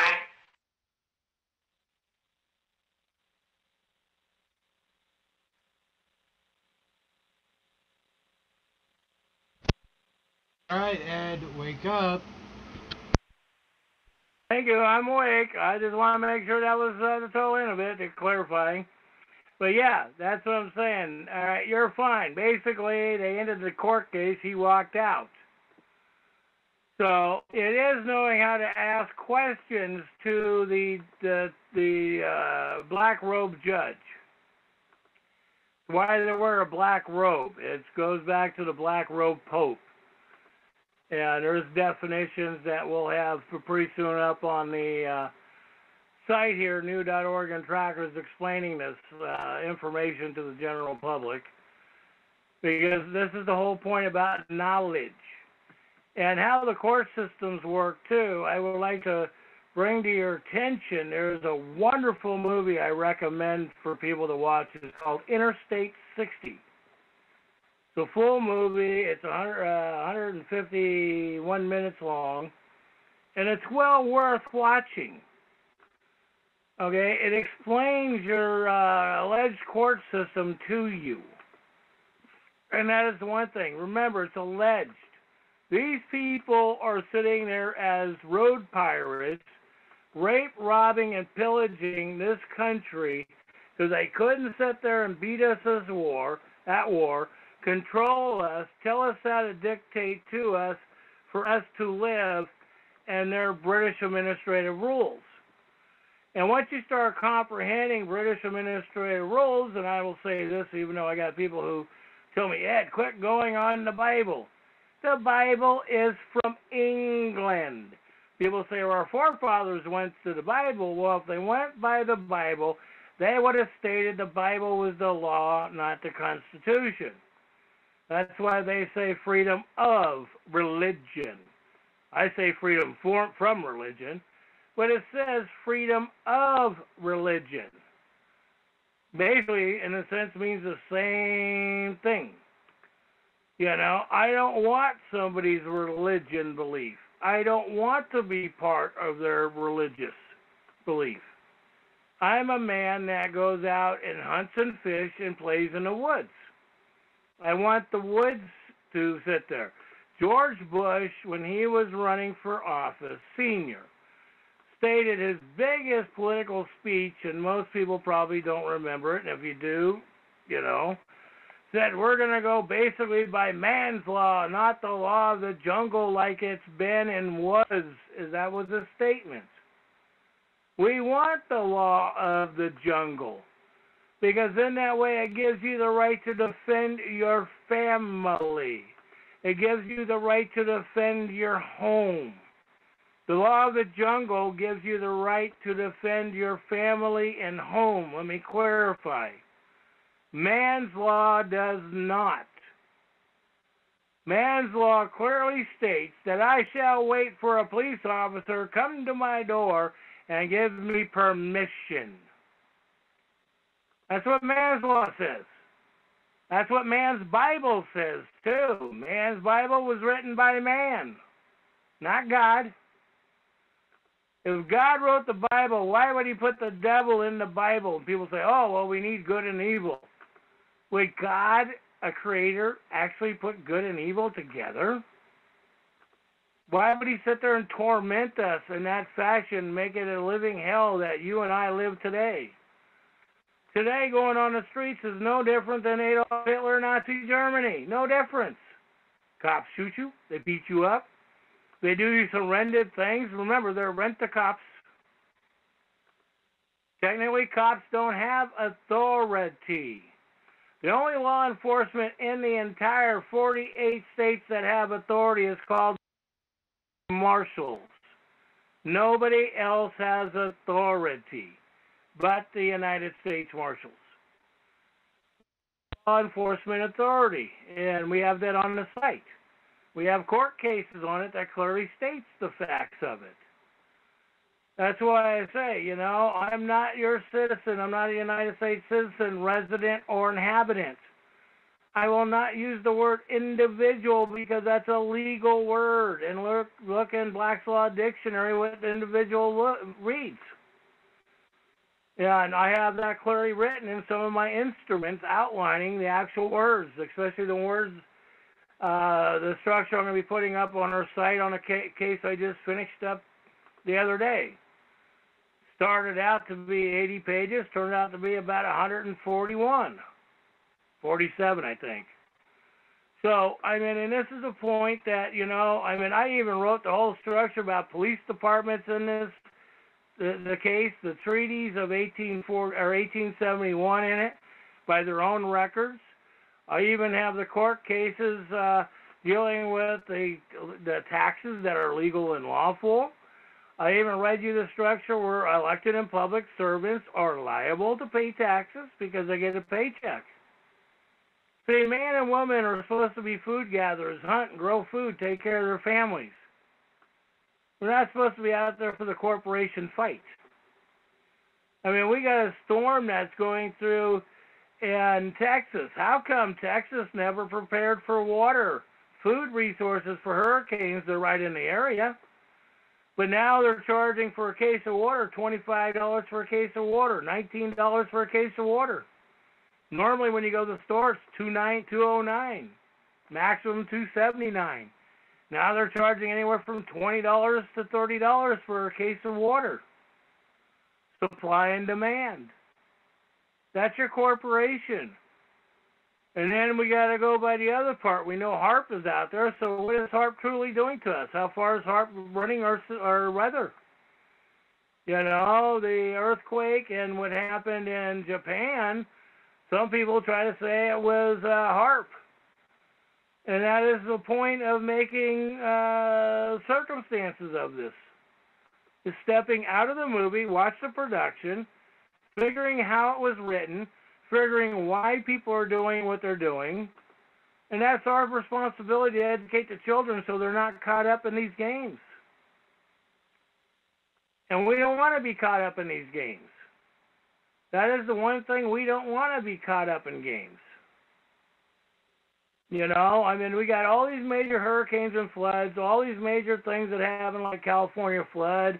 I remember watching a California flood in Southern California last year, watching cars floating down I-5, I-17 or something like that, floating down the river of the highway because the water is floating them down.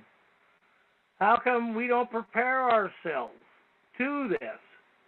How come we're not educating ourselves to grow food, collect rainwater, have food storage that we can our own food? Why are we so dependent? You know? That's like diapers called depends. We're depends on the store. We're depends on this. They're cutting down our trees and our woods and our forest lands. Now we don't have food. You know, we have the Fukushima, the radiation destroying from Washington through the Washington, California, Oregon, Alaska coast. Pacific Northwest is full of radiation. That's the one thing we're living with this. So it's our responsibility to protect ourselves. These elected and public officials without rape, robbing, and murders wouldn't have a job. Elected and public employees' jobs have increased over 400%. Over 400% since 25 years ago. I mean, we got watershed councils we never had 25 years ago. Now they say they have authority over your water systems, your rivers, and your creeks when they don't. And those things were created because people went to colleges and universities and they couldn't get a job. So because they couldn't get a job, they created nonprofit organizations. So that way they could write it off. And then when they don't get jobs or donations, they write it off at the end of the year as employment. That's what 501c3 through 9s are. You know, churches don't pay anything. Why are churches exempt? Oh, because the churches are running your court system. When you go to court and you wonder why the pastor or the minister are talking about a case in court or something like that, and people don't know who it is, but the guy in that pew does know what he's talking about. The guy in the pew knows exactly what he's talking about. But he says he's not talking about anybody in his church when in fact he is. You know, they keep close contact with the police department. Romans 13 states, I shall do what elected and public employees tell me to do. I am not to divert from the elected and public employees. It says it. Romans 13 of your Bible says it. That's why I won't deal with that stuff.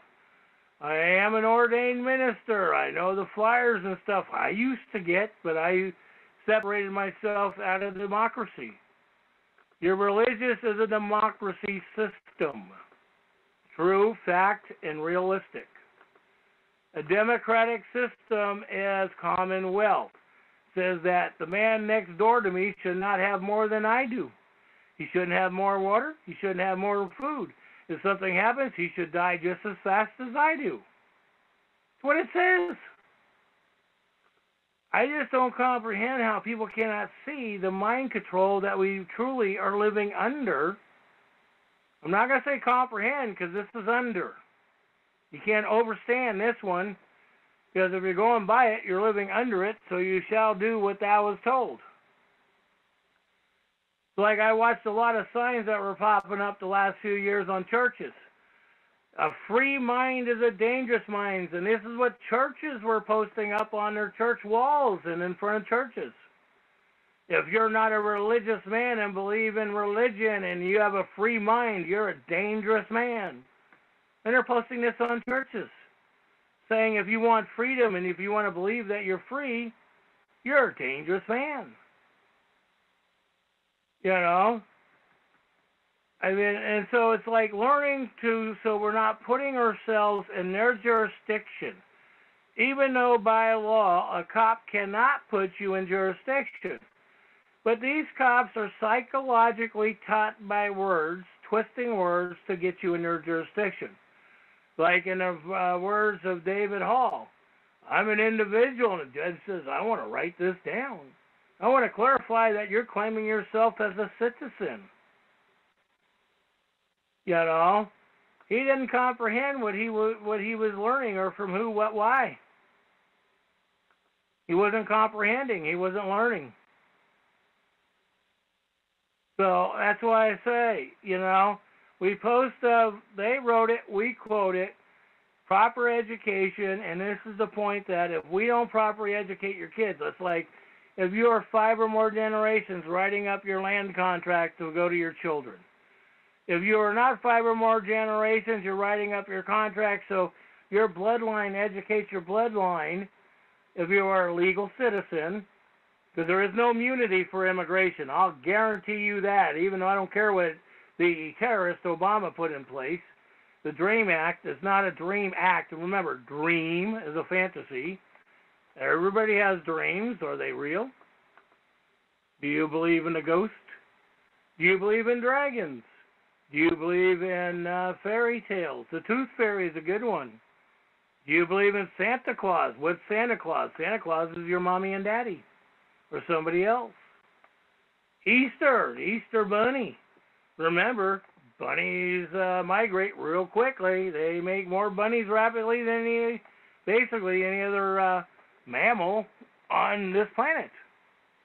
So just stepping out and looking at how this structure works, looking at the production of the world, the corporate world. It's a production. So if they can get you believing, that's why I don't have TV. This is why I don't comply with a lot of stuff. This is why, I am not their citizen. I won't comply with their administrative rules. And a city is a corporation. Some of these cities were founded in the late 1800s in our territories. They knew this. This was set up. This was done. This was no accident. And this is where we got to comprehend this and work together. We've got many people out there with court cases that they learning the hard way the way they wrote them. Now it's putting them in the correct form, going back and charging the people that violated their bloodline rights. But first you have to make sure that you file a claim on your bloodline. Make sure that is secure claim, what they call secure claim creditor. Because either you're the creditor of it, like this guy was talking about, he's the creditor. Hey, I've done that same stupid thing going in and say, I'm the creditor of this. And it's like, and basically the judge says, okay, so you're using this word and you think that it means this instead of sovereign. And everybody goes, well, only God could be sovereign. He's the only God and sovereign. No, God is not the only one that's sovereign. Remember, if that's true, aren't we all the image of God? That's what your Bible says. The Constitution of the 48 states gives men and women equal rights. A woman has a right to her body. Nobody has a right to tell a woman what to do. Even if she's pregnant, man, and if your Bible says God shall judge and take care of that woman, then believe in your own statements or quit calling somebody else a liar when you're the liar. Because if you cannot believe that God's going to judge that woman for taking so-called life or murdering life, it's a parasite in her body. Look, the term a parasite is. Most people know what a parasite is. A child is a parasite in a woman's body. Figure it out, folks. Quit going through these emotions and terminologies that are controlling your mind. If you're going to be a free thinker, and if you're going to believe in the Constitution, you have to have equal rights.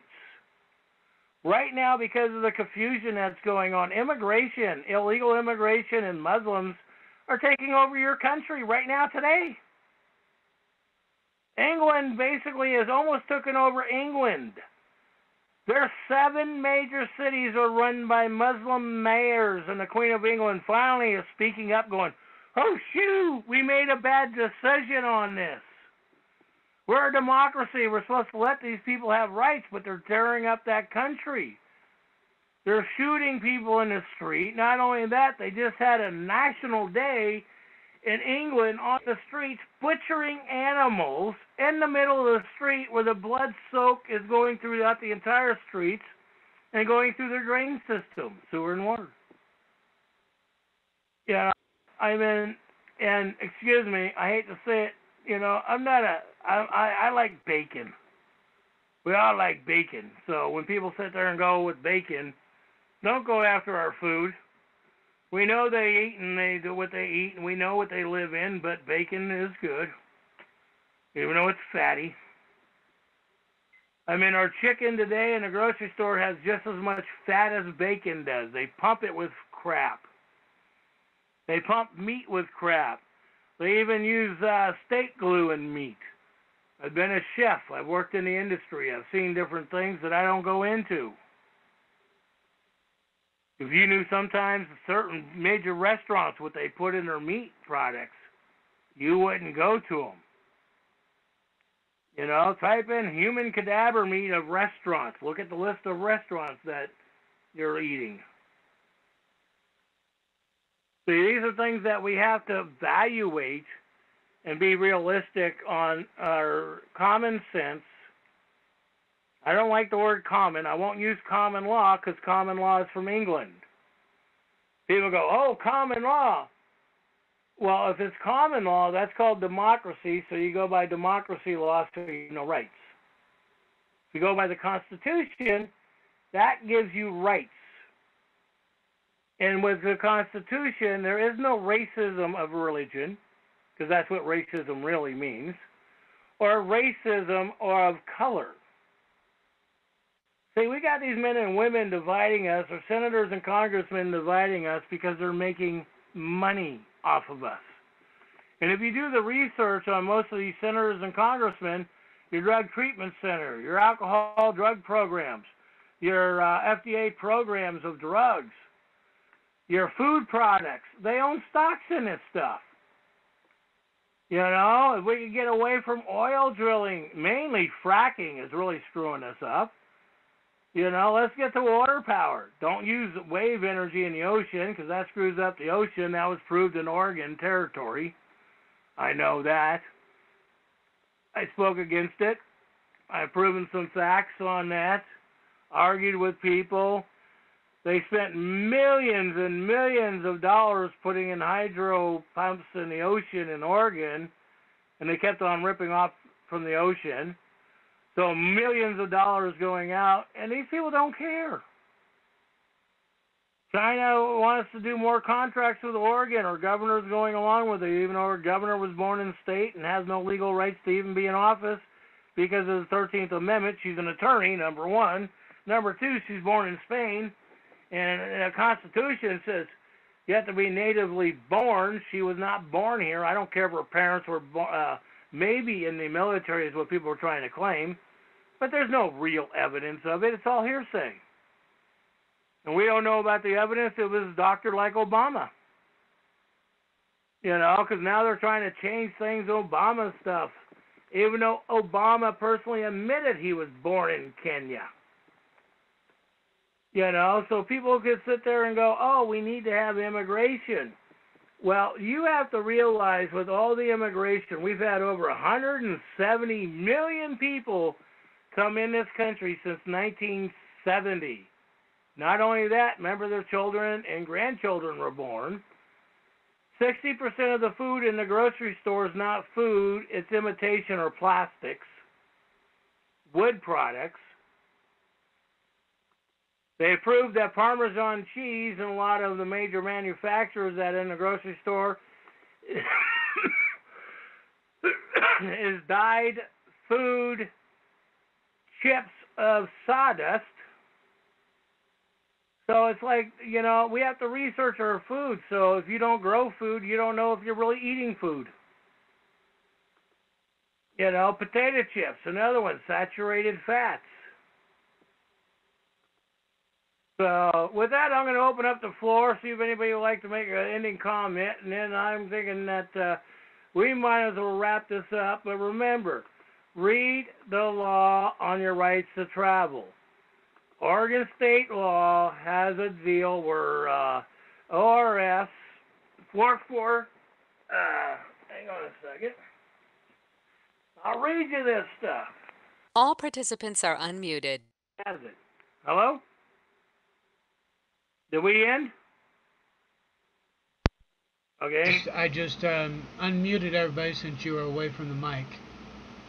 Okay, go ahead. We'll do that, and then I'll close with the recreational vehicle laws. Go ahead. Anybody would like to say anything?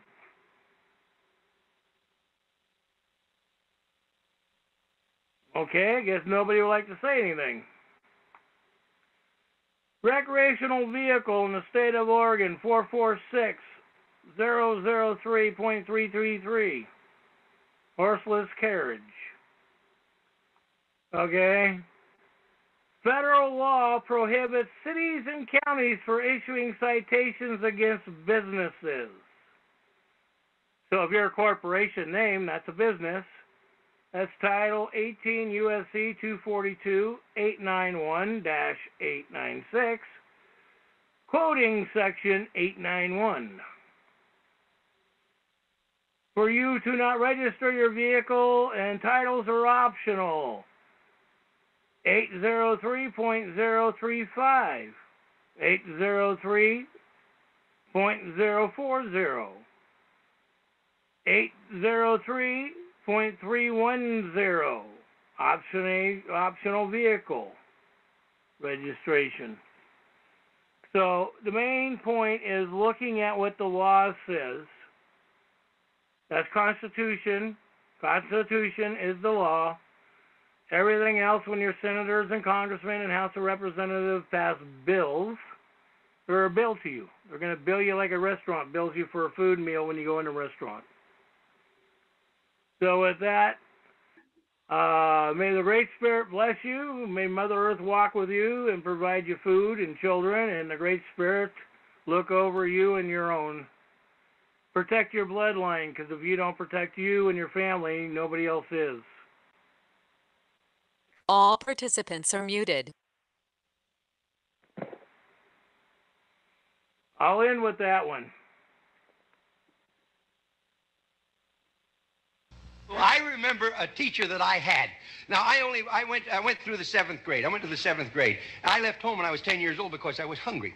And I used to, this is true. I work in the summer, I go to school in the winter. But I had this one teacher. He was the principal of the Harrison School in Vincennes, Indiana. To me, this was the greatest teacher, a real sage of my time, anyhow. He had such wisdom. And we were all reciting the Pledge of Allegiance one day. And he walked over, this little old teacher. Mr. Laswell was his name. Mr. Laswell, he says, he says, I've been listening to you boys and girls recite the Pledge of Allegiance all semester, and it seems as though it's becoming monotonous to you. If I may I recite it and try to explain to you the meaning of each word. I, me, an individual, a committee of one, pledge, dedicate all of my worldly goods to give without self-pity, allegiance, my love and my devotion to the flag, our standard, Old Glory, a symbol of freedom. Wherever she waves, there's respect, because your loyalty has given her a dignity that shouts freedom is everybody's job. United. That means that we have all come together. States, individual communities that have united into 48 great states, 48 individual communities with pride and dignity and purpose, all divided with imaginary boundaries, yet united to a common purpose, and that's love for country. And to the republic, a state in which sovereign power is invested in representatives chosen by the people to govern. And government is the people, and it's from the people to the leaders, not from the leaders to the people, for which it stands. One nation, meaning so blessed by God, indivisible, incapable of being divided, with liberty, which is freedom, the right of power to live one's own life without threats, fear, or some sort of retaliation. And justice, the principle or qualities of dealing fairly with others. For all. For all. Which means, boys and girls, it's as much your country as it is mine. And now, boys and girls, let me hear you recite the Pledge of Allegiance.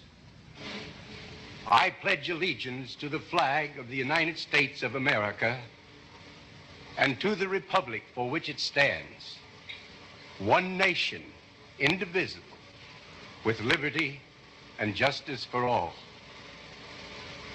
Since I was a small boy, 2 states have been added to our country, and 2 words have been added to the Pledge of Allegiance: under God. Wouldn't it be a pity if someone said that is a prayer and that would be eliminated from schools too?